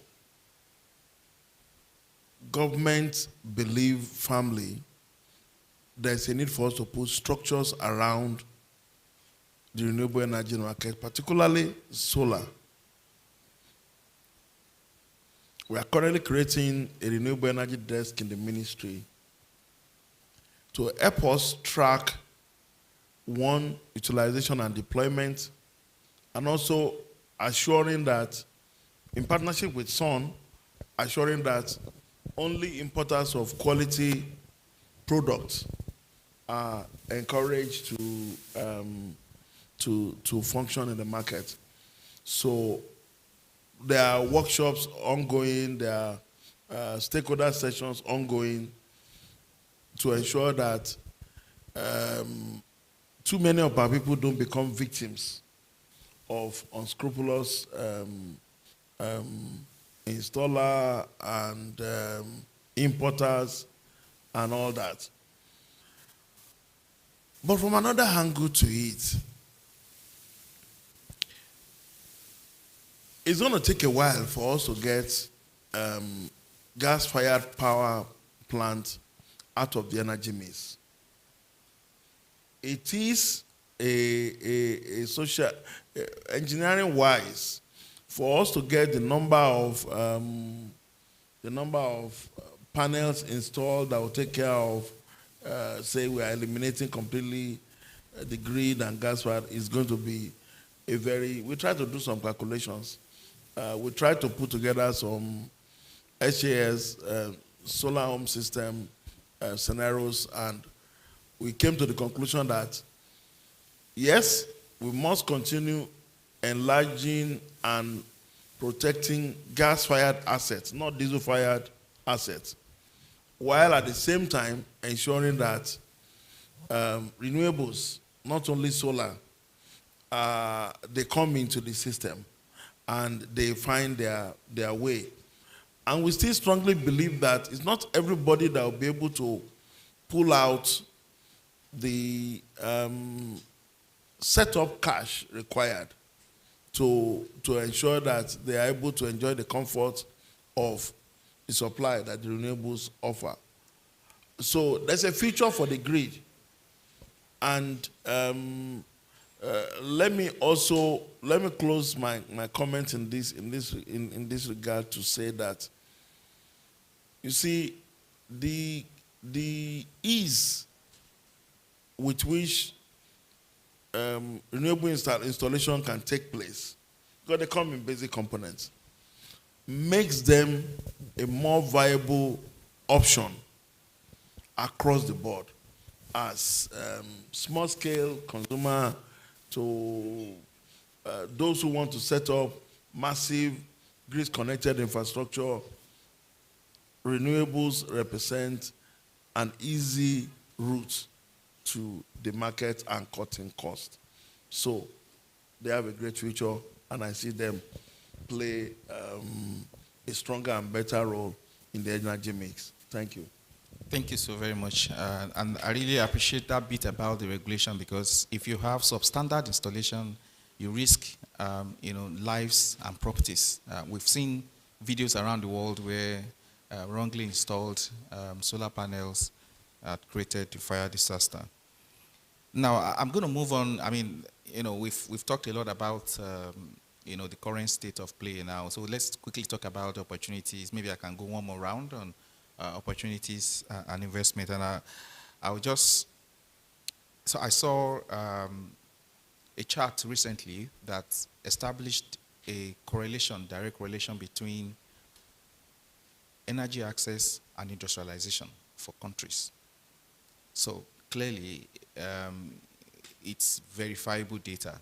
And so my question to Engineer Agbola is, do you see a space for renewable energy even in the industrial space? Can it power businesses? What do you see? Thank you very much. I appreciate the opportunity to represent LPV. And speaking to your question, talking about the opportunity for industrialization with renewable energy, I would say without power, there is no industrialization. And globally, it has been recognized that the renewable energy will play a very key, part of this industrialization. One of the major drawbacks of Nigerian industrialization over the years has been, access to power and also the high cost of power generation. Over my 19 years of work within the manufacturing industry, when you do your cost breakdown analysis, you see that energy cost itself is over 60% of your cost.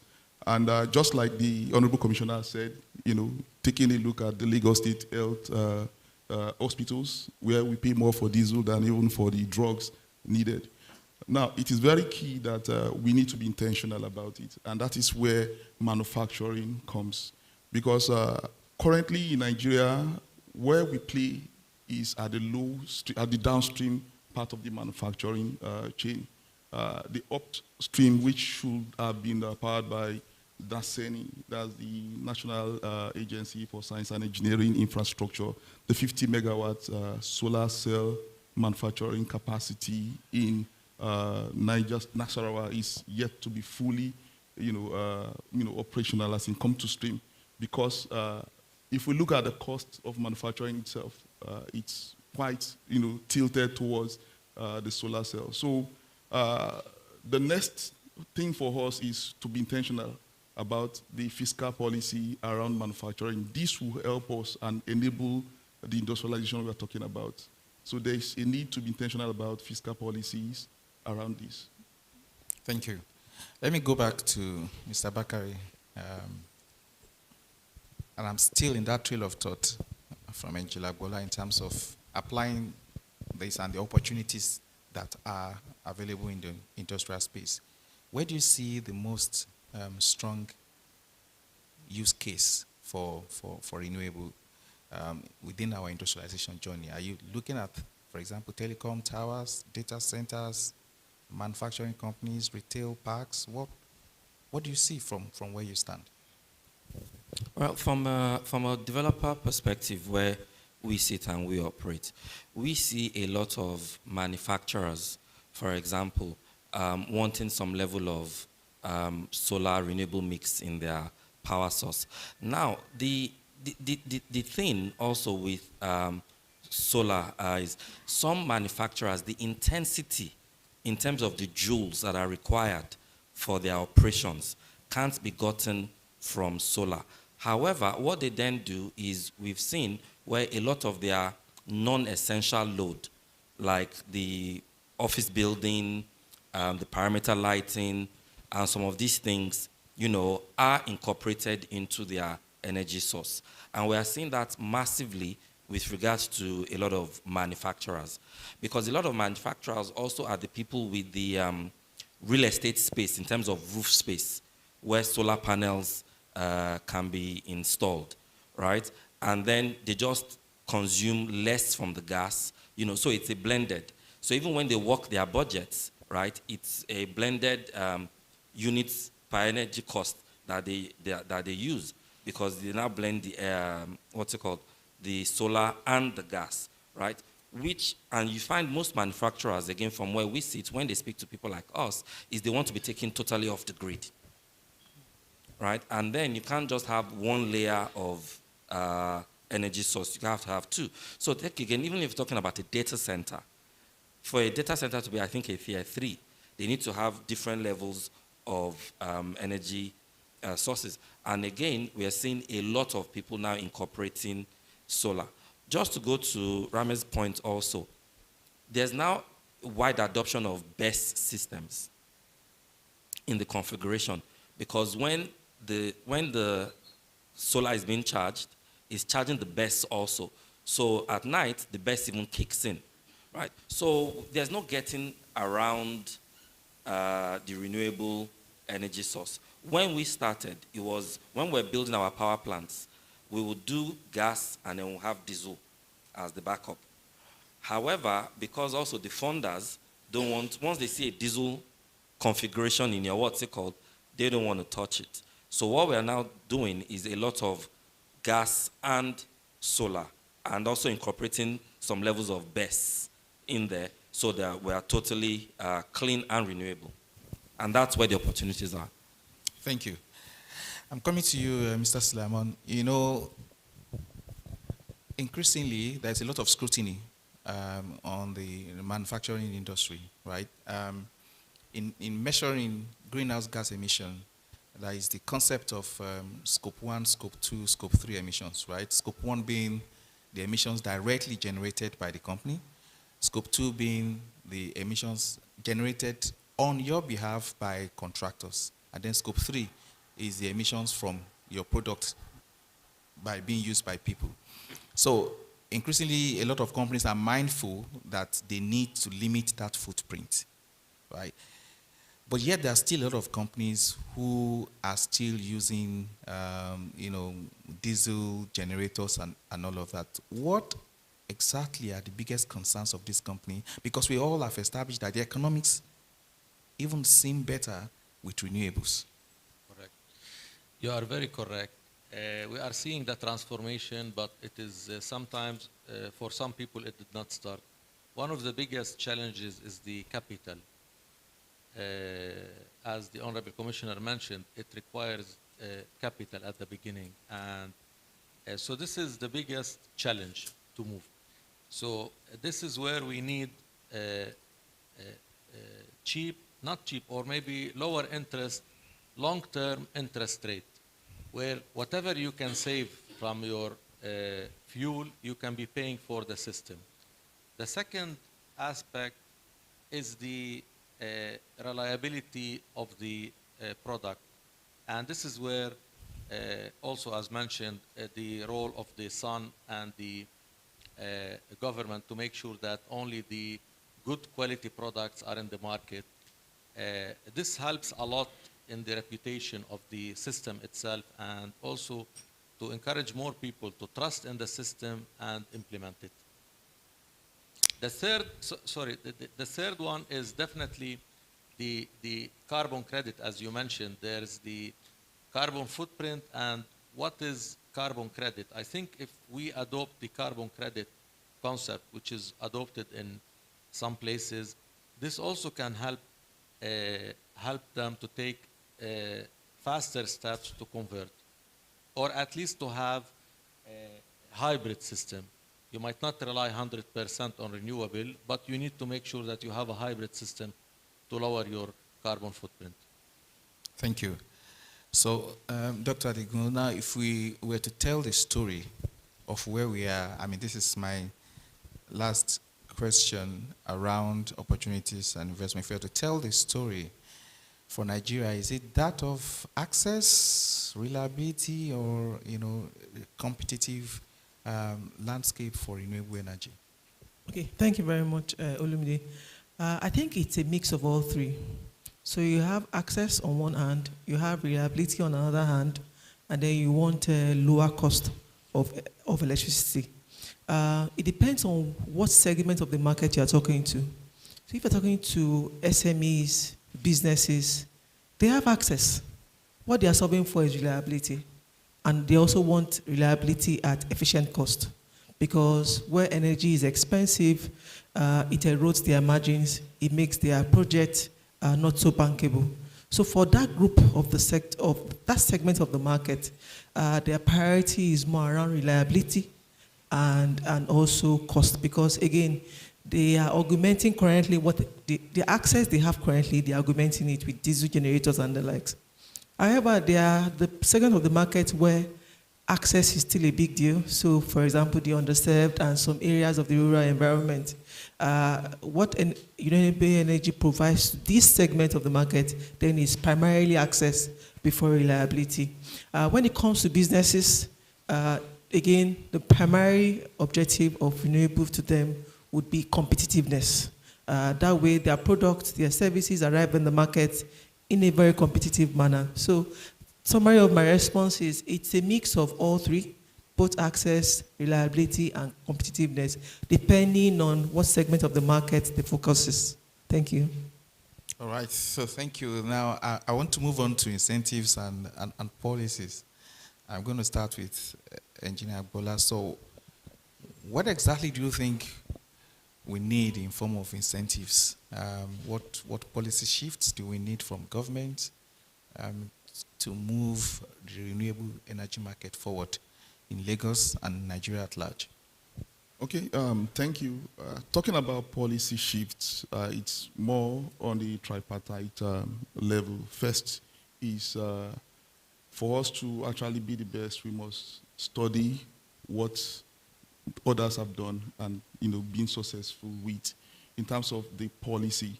To manufacture a solar panel, you need over 12 components.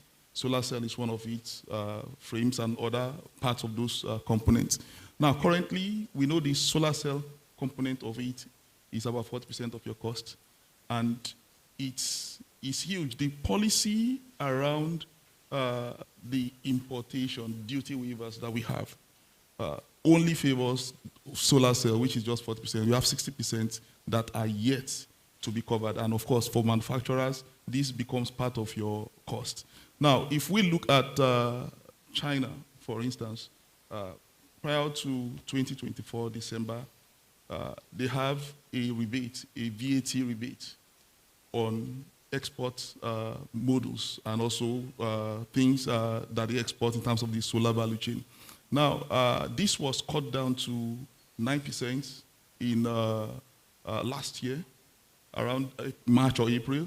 And of course, this year, we also had it going to zero. Now, what this does is that the 13% that is value-added tax rebate is channeled into R&D and also into being able to be competitive. That is, export. We are also aware of the trade wars between 2023 and 2024 between the US and China. In terms of landing cost and competitiveness, this actually worked for, and this enabled a lot of local manufacturers in China. We have gigawatt factories and also a lot of scale. So competing with the Chinese manufacturer locally becomes a very challenging part of local manufacturing in Nigeria. So the fiscal policy should go beyond just duty waivers. We should look at what other incentive, taking a cue from the 13% VAT rebate that was given to, taking that as a case study. Then we also need to also look at standards.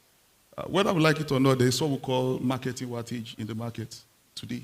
A lot of panels being imported into Nigeria are not at the rated wattage. They are marketing wattage. So the standards, SON is doing a lot in terms of regulatory, but there is a whole lot that we need to do in terms of enforcement of those regulatory. Then another aspect is we also need to be intentional about workforce capability, because when we started LPV technology, one of the major challenges was getting the required capability, the workforce to actually run that factory. And for those of us who joined, we had little or no experience even in solar manufacturing, but we had to learn, and learning that the company provides. So there should be a kind of an industrial sector-led training or capability development. University of Lagos is actually actively collaborating with us on this. They are sending a lot of their students to come and learn. So it has to be, we look at capability development, we look at fiscal policy, and we also look at regulatory of standards. Thank you. All right, so thank you so very much for that. We heard the Honorable Minister will be meeting with the Honorable Commissioner soon, so this is actually a good place to say your prayers, and I'm glad you said yours. I'm going to go to Mr. Suleiman as well in terms of, the opportunities you see in Lagos and Nigeria. What exactly will be kind of catalyst or incentives that you need for this to be realized? I mean, Big Brother is here, so I'm sure they will table it at the meeting when they do meet. Yeah. Actually, the acts the government are doing are really helping, especially the last one, which is the net metering, which means if you are generating the power from your solar, you can sell it back to the grid. This helps a lot and encourage a lot of people to expand their network so that they can feed the network and make profit out of it. The second is the availability of lower rate finance with long term. Commercial banking gives you a rate of 20 plus, 20 something, and for 3 years, 4 years max. For such project, I think any developer will look at maybe 10, 15 years with single digit. This can grow a lot of opportunities for everybody and make it more affordable and achievable for everyone. This can multiply the numbers that we are seeing today. Thank you, thank you. Now, I'm going to come to you, Honorable Commissioner.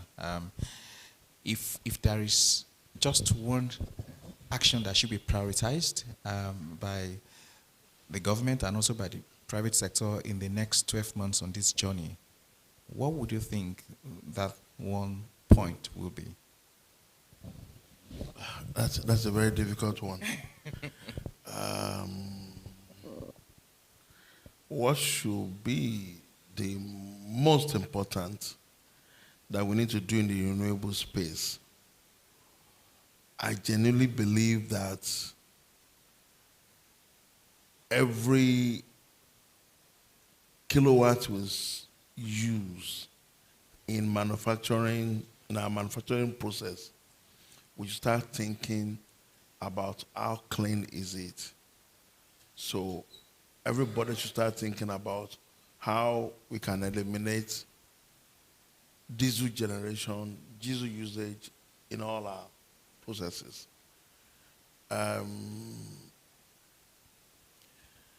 Solar is not just for, it's not an alternative, not a support. I live in a home where solar is what we use. For every time we do everything. It's not, there's even no grid connection to the house as at this point. So, and I know that if we can power massive industries with solar, if we can power water corporation, water treatment asset with solar, that is just dealing with the startup current. So the question is, no matter what your processes and your requirements are, get the right person to look at it and ensure that proper designs are carried out. So we need to, so the second thing I would love to see is for people to start thinking beyond the limitation of solar and renewable system that we know 5-10 years ago. Employ or deploy or request for people who have design capabilities and experience in that space to help you scale up to your requirement. Don't just try and go and buy some solar components, put it on top, 15 kVA, you put it on the wall, that's it.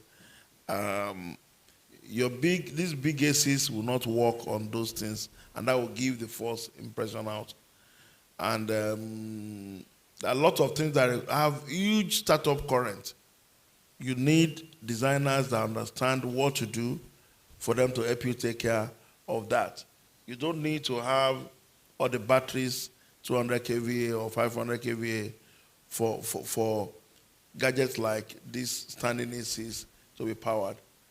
So, in summary, let everybody understand the dynamics and the possibility that's available deploying solar systems or renewable systems, because wind are also very, very, very essential.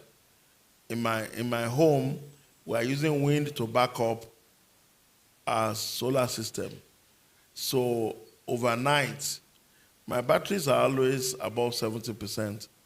And the simple trick is that there's some device somewhere up there that is rotating, and every time it rotates, is charging my batteries. I want us to appreciate our Honorable Commissioner leading by example. Okay, but one last question for you as an offshoot of that. This net metering thing, What sort of collaboration do you actually need from the private sector?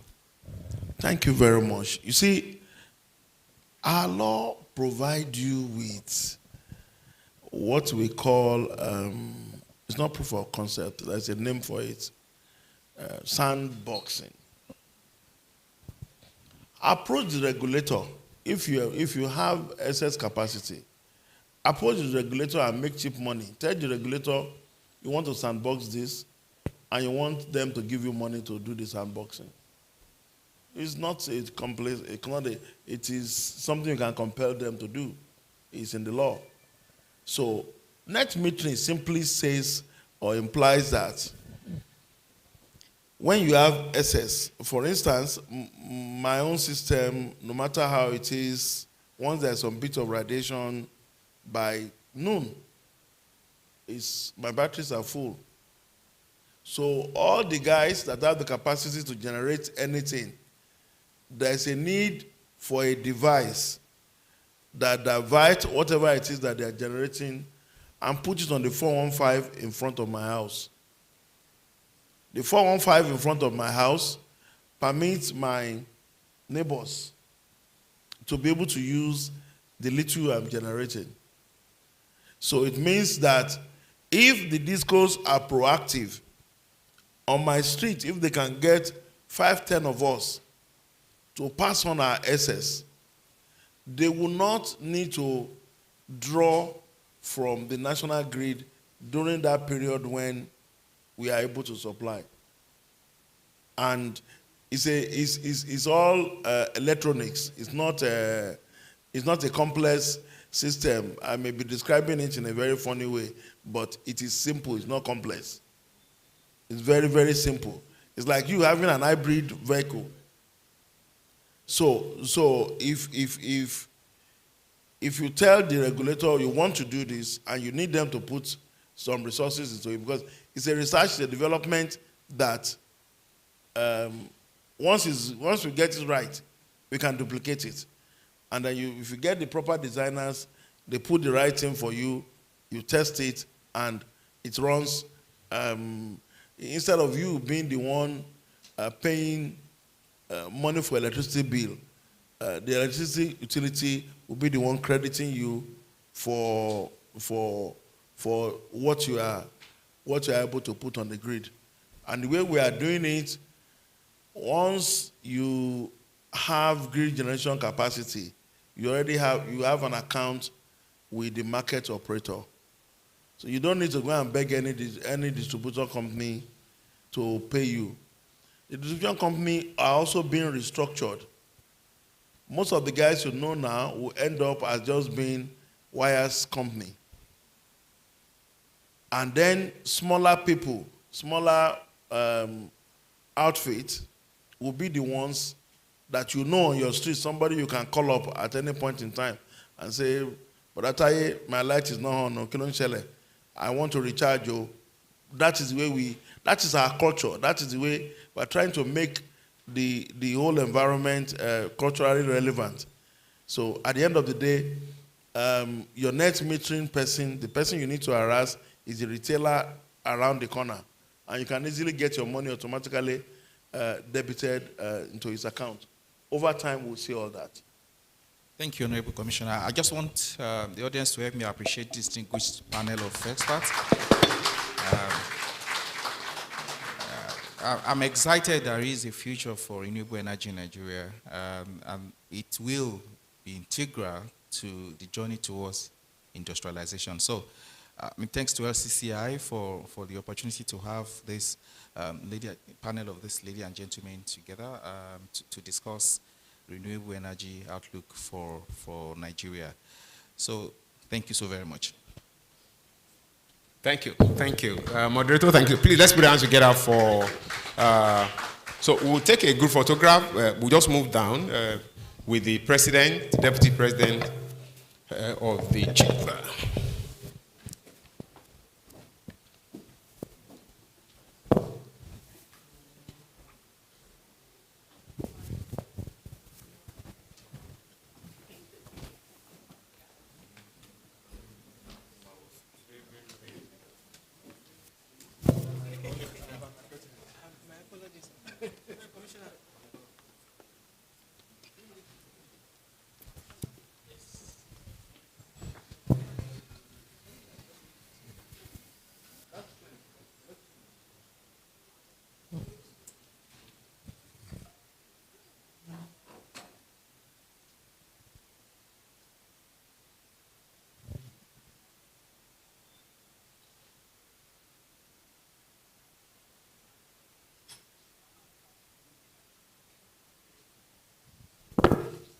Thank you so much. While others return back to their various seats, we'd like the commissioner to stay to receive his plaque, please.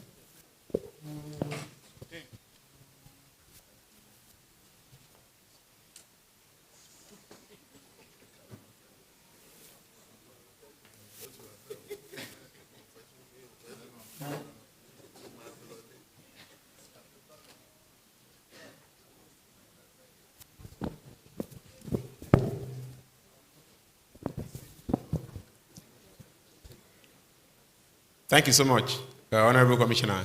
Thank you. All right. There won't be any separate dedicated time for tea break. I know we have been, be actively serving ourselves the tea, but I'd like to announce that there will be network session at the end of the day and I think refreshment also. But we'd like to take the presentation from Anderson, Nigeria, short time for just about 10-15 minutes. Then we'll move to what is next. Please put your hands together as we make welcome.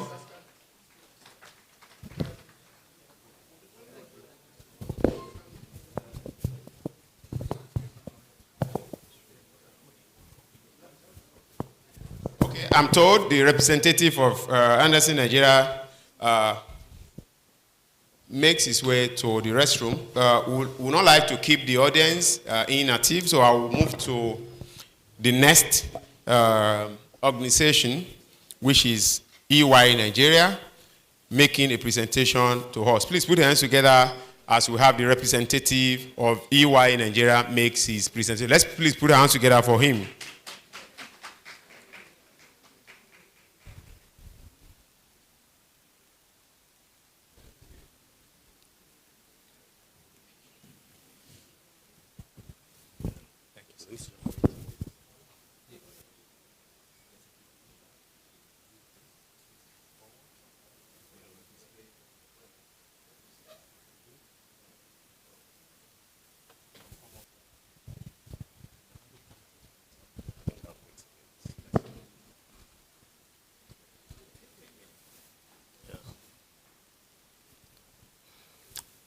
Good afternoon, ladies and gentlemen. I also recognize all the dignitaries. My name is Chinedu Onyekwelu. I'm a partner with EY Ernst & Young, and I'm glad to be here today to speak on this all-important topic. I want to start by saying, having listened to all the presenters today, we all agree that the entire world is in the middle of a very rapid transition to cleaner energy, driven by what we call renewable energy. And this impacts every aspect of our lives, especially the mobility sector. The reason is simple. The biggest sector that consumes what we call today fossil fuel is actually the mobility sector. So if you're able to take care of this in form of cleaner energy, you can imagine the impact it will make on the entire world. On this, Nigeria is also not an exception, and our presentation today is basically talking about what is Nigeria doing in this space. Let me state this up front, because of the topic we have, talking about scaling clean mobility in Nigeria, and we mentioned CNG, and we mentioned electric vehicle. Yes, just like the rest of the countries, Nigeria is also responding to the gravitational pull of having electric vehicles. But Nigeria is not just doing that. They're also having giant strides in the CNG space. I want to also state, CNG is not renewable energy. We all agree. CNG is not renewable energy. CNG is still a fossil fuel. However, CNG is way cleaner than your average diesel or your average gasoline. So if I'm replacing gasoline and diesel with renewable energy, I'm still in that direction of having a cleaner fuel. On that, like I said earlier, the entire world is reshaping or responding to the renewable energy pool. It is no longer just around decarbonization, which has been the main topic. You know, energy transition is then going to address other areas, not just decarbonization. Right now, in Nigeria, following the subsidy removal, we all know how it has become expensive. Sorry. Somebody is moving this slide faster than I want. Okay. So I'll take control of it now. I said before now, energy transition has been focused on decarbonization, which is less carbon emission to the environment, but that has evolved over time. It has become even a cheaper source of energy. Economics has become part of the equation. Energy security has become part of the equation, where no country wants to continue to rely on just fossil fuel, knowing how disruptive that has been over time. So energy transition has just become a way bigger conversation. What is Nigeria doing then? Just like the rest of the countries, like I mentioned earlier, Nigeria is also responding to this pool. Not just the fact that it's cleaner, but also it's becoming a bit more convenient, it's becoming a bit more available, and it's also becoming a bit cheaper. If you drive certain areas of Lagos and you're having a lot of traffic, you know, there is a chance that there's a CNG station somewhere around there, and you have a whole lot of long queues of people who are trying to buy CNG instead of buying petrol or buying diesel. I'll talk a bit more on that. That is because this whole landscape has completely transformed. Nigeria remains a big market for vehicles, which we call the mobility sector because of our population. And every year, we have more than 1 million vehicles being introduced into the markets. What that tells you is what happens in that space is so big that how effective or how efficient it becomes has ripple effects on all of us. This market is also largely import dependent because even though we have local manufacturers like Innocent and the rest, we are not even scratching the surface. So the money we spend every year importing cars still remains quite high. Therefore, mobility has become a household affordability issue. You know, maybe most of you before now, you just drive by filling stations to fill your car without even bothering whether you have enough money. That's no longer the case, all right? And for average households, subsidy removal, high cost for electricity has impacted them. So this has become a topic we have to put on the table. How is Nigeria responding to this whole thing? If you listen at the very beginning, we have like what we may call a dual track. I said, yes, CNG is not renewable energy, but CNG is a cleaner energy. So it's still in the direction of clean mobility. Following subsidy removal, the federal government did two things, almost at the same time. They launched what they call the Presidential Initiative on CNG and Electric Vehicles. And they started introducing electric vehicles into the market, as well as building CNG stations and all of that. So they had a mandate. One, build nationwide CNG infrastructure and deploy cleaner vehicles into public transportation.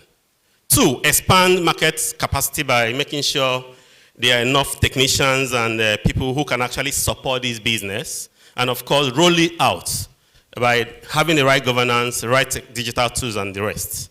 So what has happened since 2023? A couple of things. One, there have been a lot of introduction of some electric vehicles. We'll give you the numbers very soon. But more importantly, CNG has been launched as an alternative source of energy, especially for the mobility sector.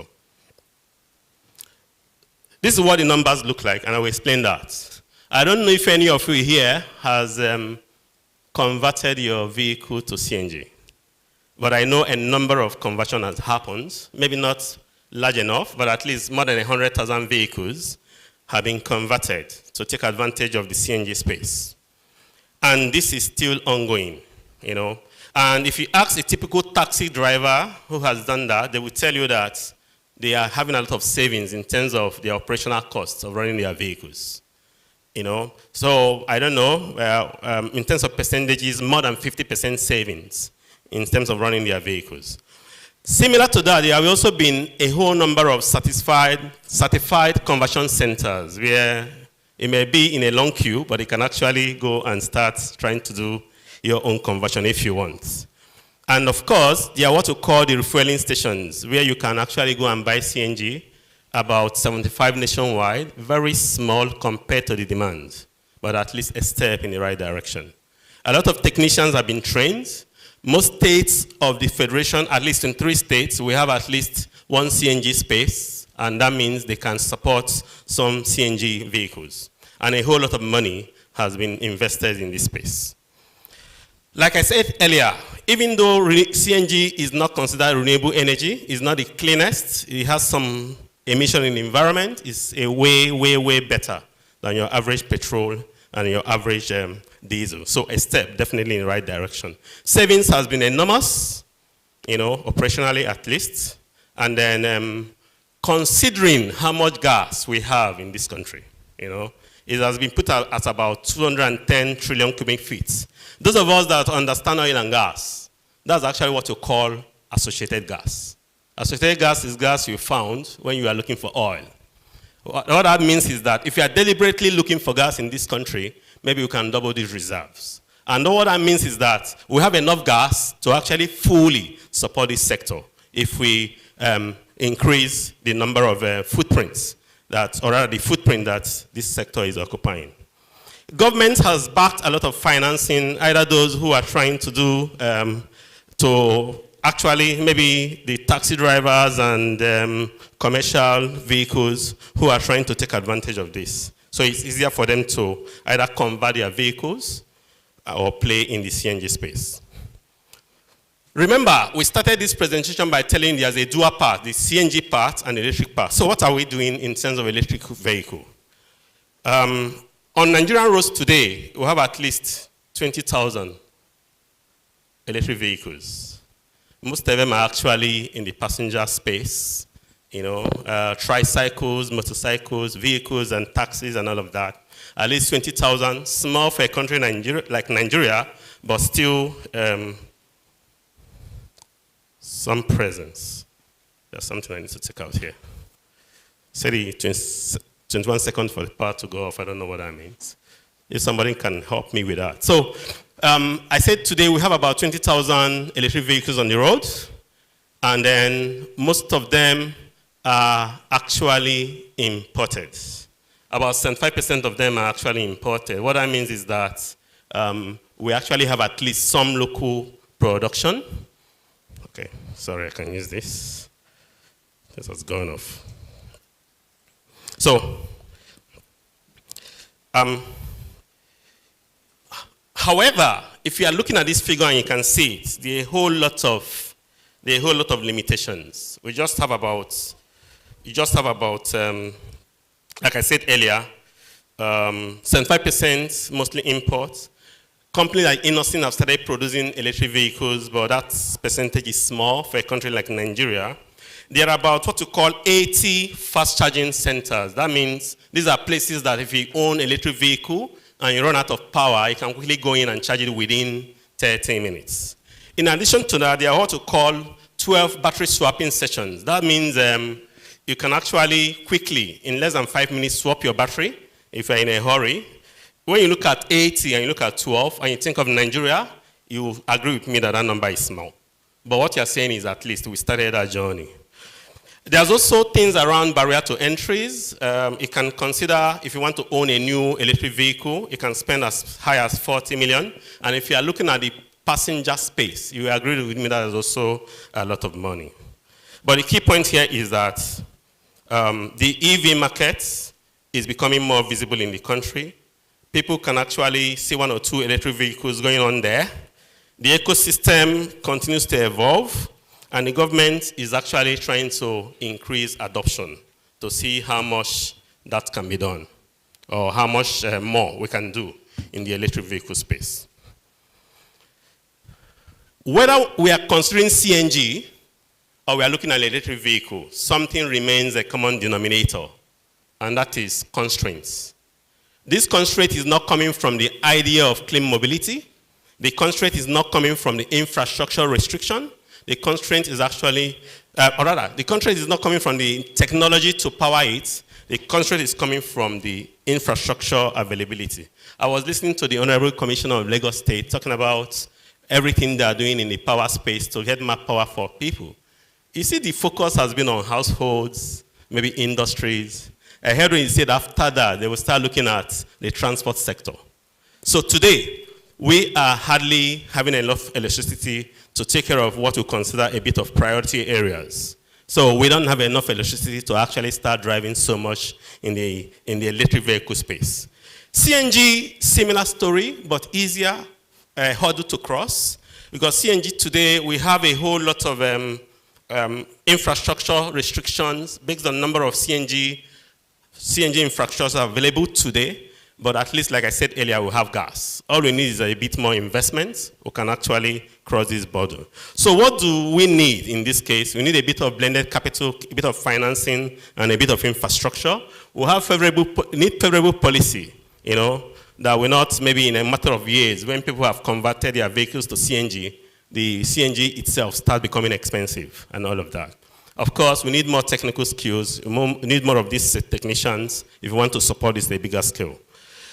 4 things in summary: clearer policy execution and standards, stable financing, skills and technical ability, and a bit of local manufacturing. In summary, I can see the sign.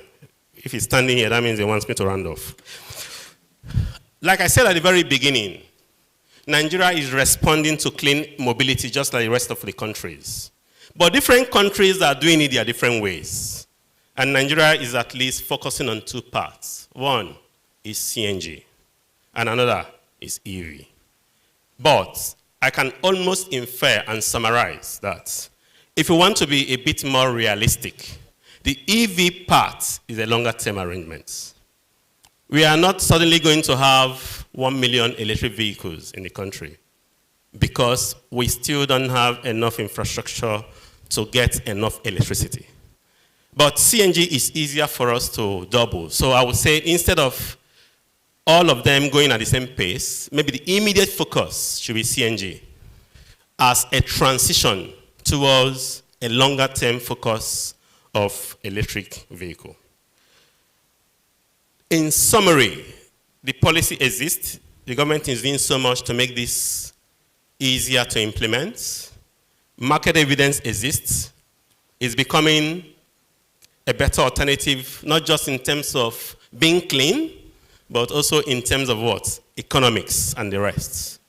So the question then is, what should the government continue to do? Some of you here, will you be willing to invest in the CNG space or the EV space so that at the end of the day, we will continue this ambition of making our mobility sector a bit cleaner? Thank you very much.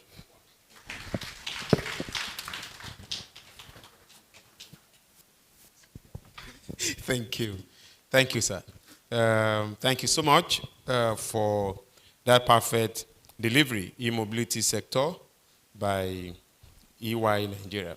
All right. We had called on the Anderson Nigeria much earlier, but I'm told now we have the representative with us. Please put your hands together for the representative of Anderson Nigeria as he takes his 10-15 minute presentation. Let's clap for him, please. Thank you, everyone. Let me set my timer.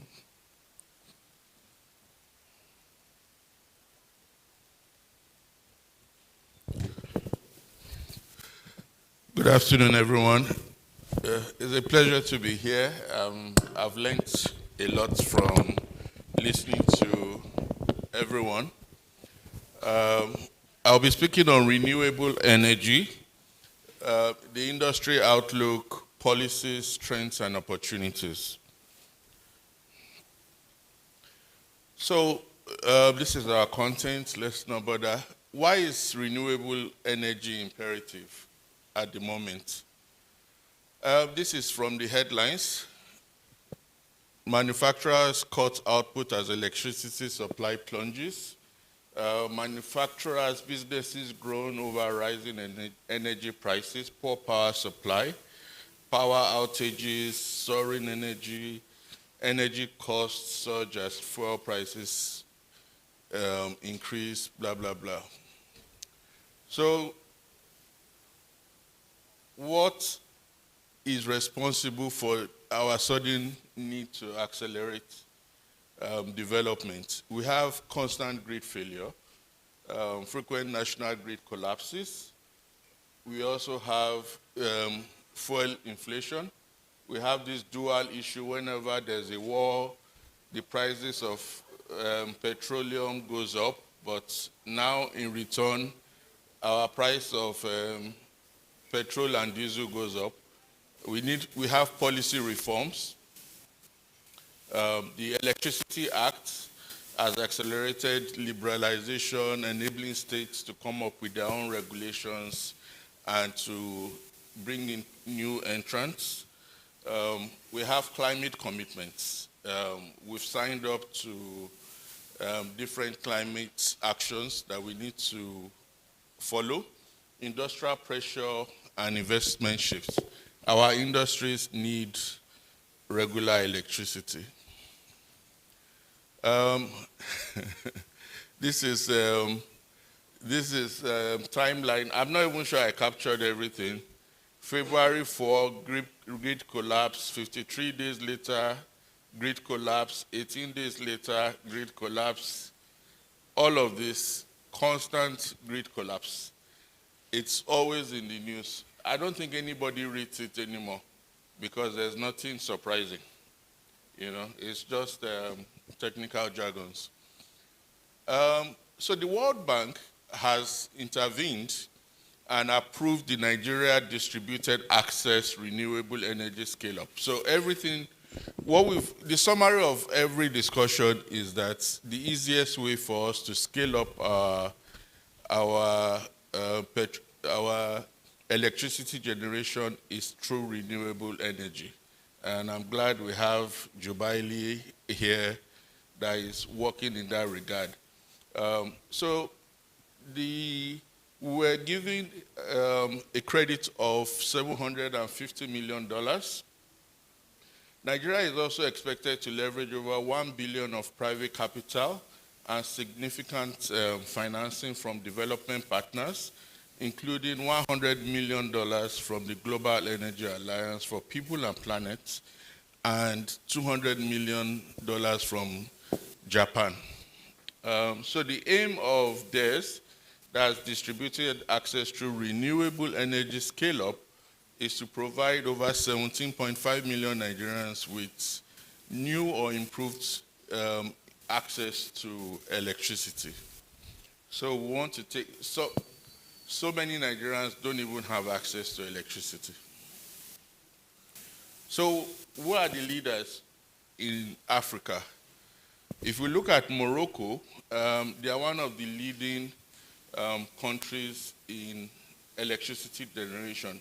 Look at the difference between, so the red, which is not very clear, is Morocco. The yellow is Nigeria. 22% of installed electricity capacity is generated from renewable energy in Nigeria. In Morocco, it's already 45%. 61% of total population have access to electricity in Nigeria. Morocco, 99% of Moroccans have access to electricity generation in Nigeria, in Morocco. 4 gigawatts of total solar power energy is deployed and renewable expansion projects, so only 4 gigawatts is what we are generating. Morocco, with a much smaller population, is 11 gigawatts. 40% of businesses rely on alternative self-generated power. In Morocco, only 2% rely on alternative power. So as at 1986, there was a World Bank report that for every company starting in 1986, a major capital, what they used their IPO for was generation. And it's sad that 40 years after, that's more or less the case. So by 2040, Africa could generate 10 times more electricity than it needs. We have the sun here, which is it's quite hot here, and we have the capacity to even supply Europe. So there are projects in the Sahara at the moment. So what's the possible impact of renewable energy adoption? Expanded electricity access through solar mini grids. So the way forward is mini grids. Smaller, estates with solar and selling amongst themselves, being energy sufficient. Lower household spending on diesel and petrol. I think almost everyone here would have solar panels by now. New job creation. There's so many aspects of that you can generate jobs. Reduce deaths from indoor air pollution. Every year, I kid you not, in the last 10 years, somebody or a family practically dies from inhaling generator fumes. Every year we find it. Renewable energy is a lot better. You don't have the fumes, you don't have the deaths, you don't have the electric shocks, from changing over to electricity, to generator and so on. Every reliance on natural gas as a transition fuel could actually delay the renewable adoption. And successful execution requires securing billions in private investments. So what can we do? What are the investment opportunities? There's the power generation. We need grids. We need companies to come together. There's transmission. Transmission is in between generation and distribution. That's the person that comes up with the power must take it through your transmission lines. In Nigeria at the moment, I worked on the privatization of NEPA. At that time, technical and non-technical losses. Technical, what it means is that what you generate is not what gets to transmission, and what gets to transmission is not what gets to the end user. Total losses from thefts from old lines was about 46%. So from generation to the end user, 46% was lost. So at the moment, I think technical and non-technical losses is about maybe 30%, but it's still very, very high. And some of the losses are very funny. I remember in those days, I don't know what would we call it, when you supply electricity and the person refuses to pay. What is it called? In a funny story, the NEPA director that I went to meet, there was an army barrack that was owing him money, and he couldn't collect the money. So I don't know whether it is theft or it is their right, but those are the problems we face in Nigeria. Industries, clean and high low temperature heating processes. Hotels are going off grid, companies are going off grid. Clean cooking, this is fantastic from waste, and you can generate clean cooking. Transport, that was what the last speaker was speaking about. There's a huge drive for electric cars and hybrids now. And I think we have an opportunity here to reduce our dependence on fossil fuels. And then hydrogen. A few countries are looking into it, but there's a lot of investment that will go. Hydrogen, the entire Earth is made up really of hydrogen. So you have a free natural resource that is clean and burns into water. So countries like Japan are focusing on hydrogen development for cars, so it's a good way to go. So investment opportunities, energy infrastructure, first of all, there are opportunities to invest in the projects, including solar. I like the fact that the commissioner talked about wind. Wind has the capacity to give you maybe 4 gigawatts. You have the beach, you have the Atlantic, all of that, constant wind. So we shouldn't just be talking about the sun, but we have constant wind. Expansion and modernization of transmission. Our transmission lines are old, and distribution infrastructure. Then industry transition. We are here, LCCI, let's come up with companies that are more efficient in use of energy efficient, energy sufficient, sustainable mobility, that's your EVs, your CNG vehicles. Let's look for buses that can even go on EV buses as a nation, and then emerging clean technologies. The fastest to move into hydrogen would dominate the market and would make a lot of money. So we need public-private partnerships. One of the issues we have with public-private partnerships is somehow it takes a long time to sign these agreements, and then the next government that enters can cancel it. So we need to have a system of continuity to assure investors that, look, this agreement we signed will continue. So we need a lot of PPPs, but we need to respect the sanctity of contracts. If you hate your predecessor, doesn't mean that everything he did was wrong. We need blended climate finance, debt equity. How do we combine it? We need low interest loans, and we need industrial scale deployment. So what I would want, would be cooperation. Companies coming together, approaching LCCI, speaking to government that we are going to form a cluster of companies in this area. We are going to generate our own electricity. What incentives are you going to give us? Pioneer status, XYZ, tax holidays, that's your pioneer status. How are you going to encourage us? How are you going to fund us? By the time we have these industrial clusters and opportunities to come together, partnership with bodies like LCCI, I think the sky is the limit. So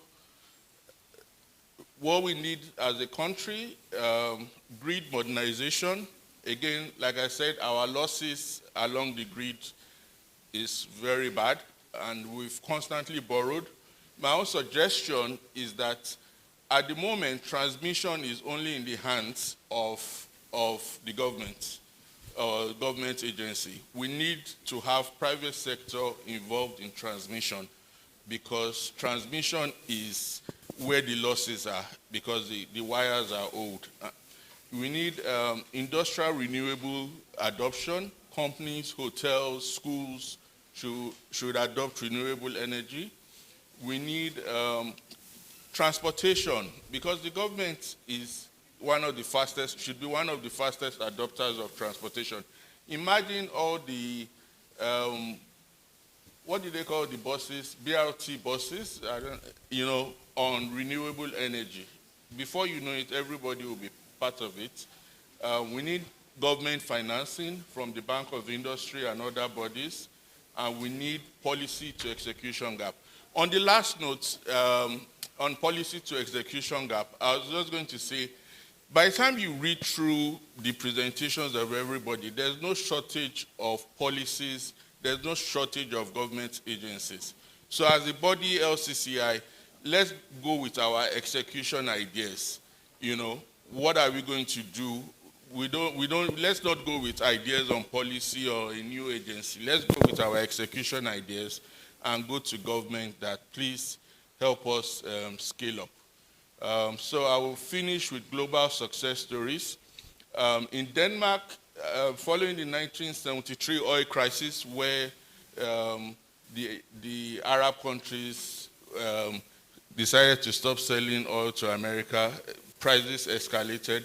Over 90% of its electricity comes from renewable energy and low carbon sources. In Iceland, because of the water, the ice, geothermal, 99% of electricity comes from renewable energy. And China, despite having coal, invested over 625 billion in renewable energy in 2024. You will notice from the Iran war that China did not shake, even though they consumed the highest, because they were ready for the war. And that's what we should be doing. We should be ready for eventualities, and we should partner with government, but again, focus on execution. Thank you very much for your time. Thank you, sir.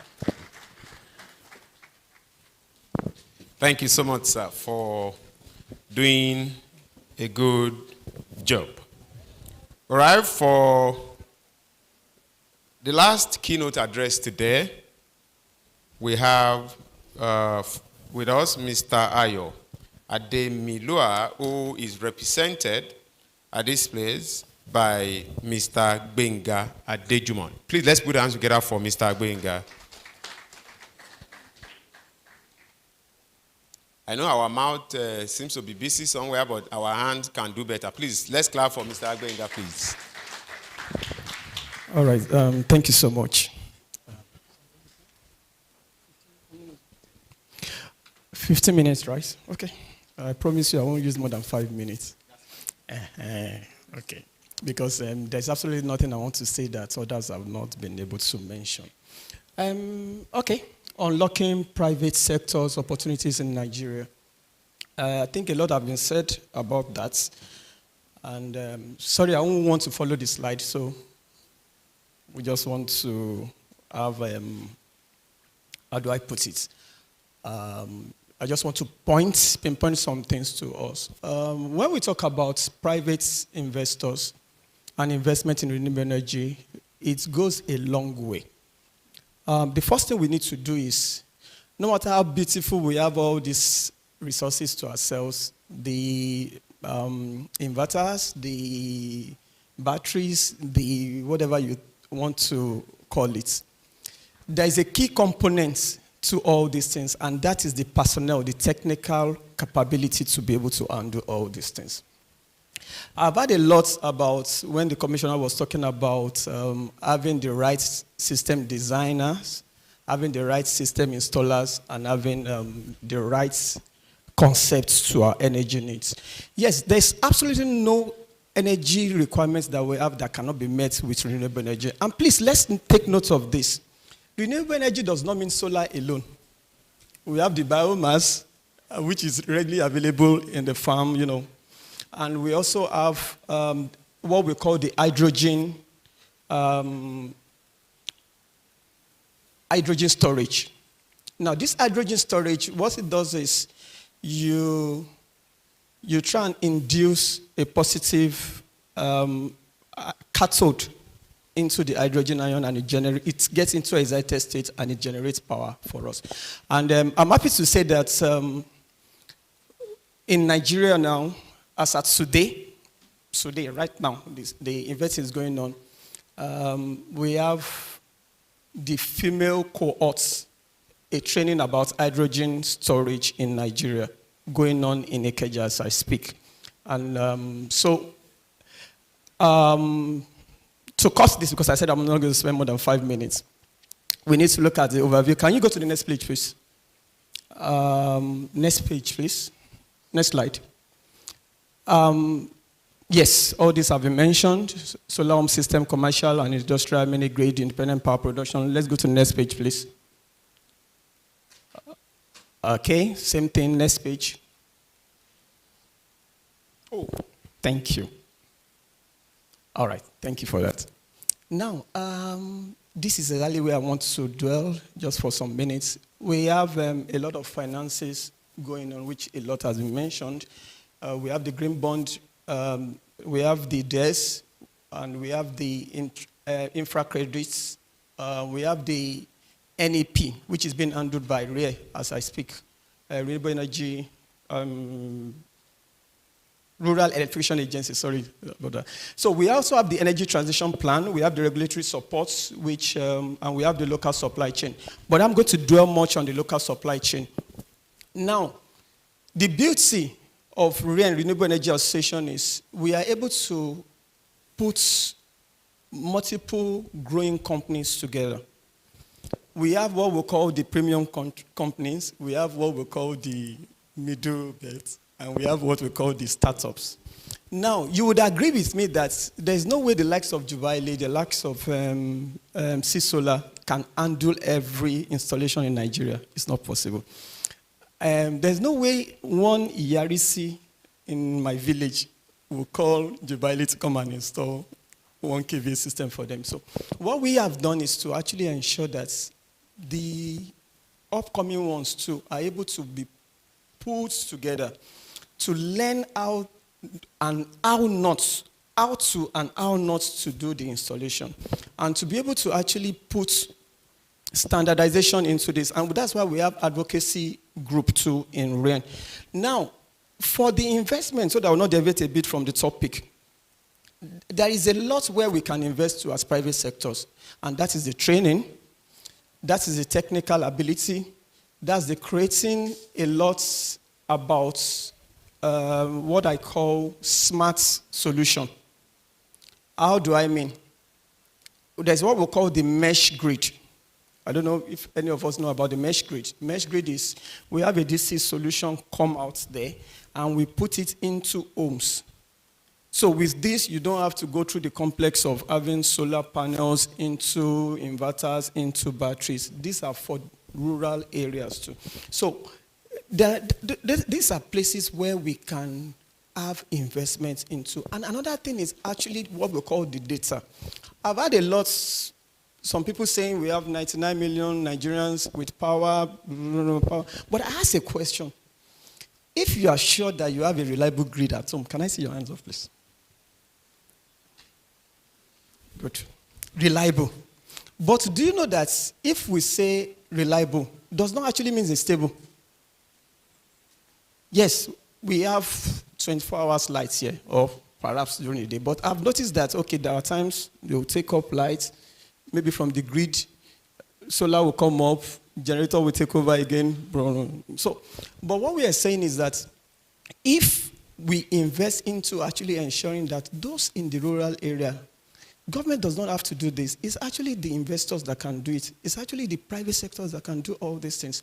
And that's the more reason why we are asking that in the area of training, in the area of research, in the area of technological transfer, in the areas of finances, in the area of accounting, in fact, even in the areas of medicals too. Just imagine when your technicians are out there on the field and something happens, somebody needs to treat them. Now imagine the hospitals where you want to treat and there's no power to actually look at what you want to do also. So you can see that these things are interwoven. So,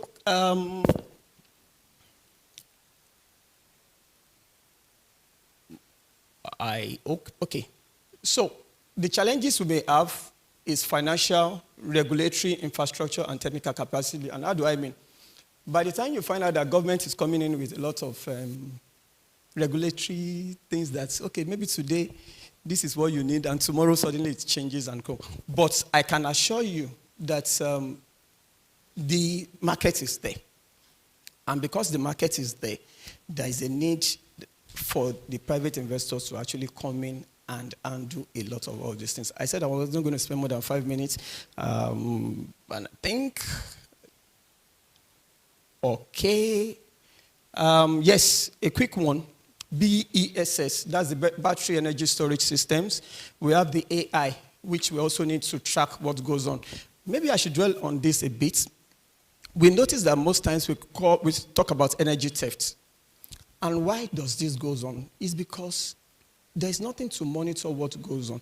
And that's why we have smart meters now, where you have something, a meter as in your place and a meter close to the substation that transfer pulses, signals to each other. So that once something goes on from here, you're able to do that. And with that, you're able to save a lot of costs. Because once energy theft is being protected, you're able to have your investment back. We have the peer-to-peer trading, and we have what we call the virtual power purchase too. So these are areas where we can actually come in. A lot of people have been trying in the energy sector in Nigeria. We have likes of, yes, Jubilee, as I mentioned. We have Jinko, we have Coolbox, we have Tranos, SolarMates, Cosomtech, Okra. A lot of them have been doing it. And for the consultancy too, we have a lot of projects, consultants that have come in to actually design the right solution for power in Nigeria. So with this, I would want to say that private investors are welcome. And for RIEN, would always ensure that we provide you all the support you need to have the right people to undo your project. And also to, we try as much as possible to also have a communication with the government to actually ensure that policies, training, and what we need to succeed is achieved. Thank you so much. I hope I didn't spend more than 5 minutes. Something like that. Thank you so much, sir. All right. He did what he said, like 5 minutes, just which is good.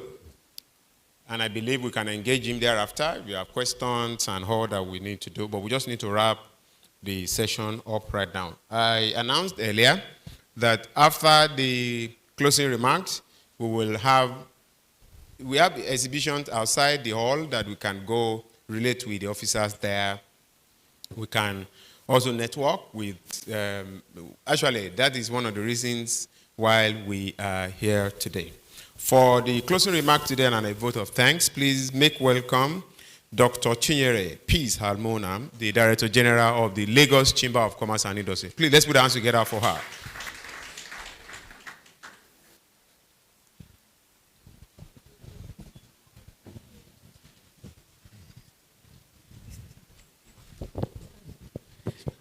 Good afternoon, everyone.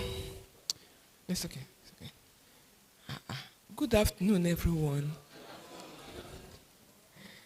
So I want to first of all say thank you to all of you for being here till now. Really, it's been a very engaging and insightful event. And as we bring it to a close, I would like, on behalf of the President and Chairman of Council of the Lagos Chamber of Commerce and Industry and all the members of the Chamber, to just say thank you to everyone for today's successful event. These discussions that we've had here today and the individuals that we had on the panel and the speakers, these have reaffirmed the importance of collaboration, that we must have conversation, government, private sector, development partners, policymakers, regulators, everybody. We must all come to the table and have conversations about Nigeria's energy security, because it is critical to our economic development. We really can't build a sustainable economy in darkness. So it's really important that we continue to have this conversation. I want to first of all say thank you really to the Honorable Minister, Honorable Minister Joseph Tebe, for being here. His session, his keynote address was very insightful. It was also very insightful or very comforting to hear some of the commitments that he had made and some of the work that has been ongoing in the background to ensure that we have a thriving power sector. I also want to thank Mr. Abba Aliyu and all our panelists. Mr. Bakare, some of them have left. But I want to say thank you to everyone. Please put your hands together for our speakers and our panelists. For sharing their expertise and valuable perspective. I also thank Mr. Esson, who's left as well, for the way he expertly managed the panel. I want to sincerely thank our sponsors and our partners, Jubali Brothers Nigeria Limited and LPV Technologies. You heard them on the panel, as well as Deloitte, EY, Anderson. I want to say thank you to all of you for making this event possible. But the participants, you are the ones who made it really, really possible, because if you were not here, regardless of who we had in the room, we won't have an event. So please put your hands together for yourselves. Thank you so much for being here. Lastly, I want to say that the conversation has started, and the last speaker talked about some investment opportunities. I want us to go and kind of beyond the talk. Let us begin to work on some of the initiatives that we've discussed today, and also engage with the Lagos Chamber of Commerce and Industry. In terms of advocacy, we are the voice of the organized private sector, and we can help move any conversation forward with government. So we're looking forward to engaging with you. If you're here and you're not a member of the chamber, this is a fantastic opportunity to become a member of the chamber. But I really thank you for your presence here, and I look forward to seeing you at our future events. Like Sunday said, the exhibition center, please engage with our partners as you go out, but also very importantly, engage with one another. This is a networking platform, so it will be important for you to meet each other, exchange your cards, and get some business deals going. I wish you all the best. Thank you very much. Thank you so much, ma'am. We began with the national anthem. Please do note that it's our custom to also end all of our events with the rendition of national anthem. Please, let's be upstanding for a close, the national anthem.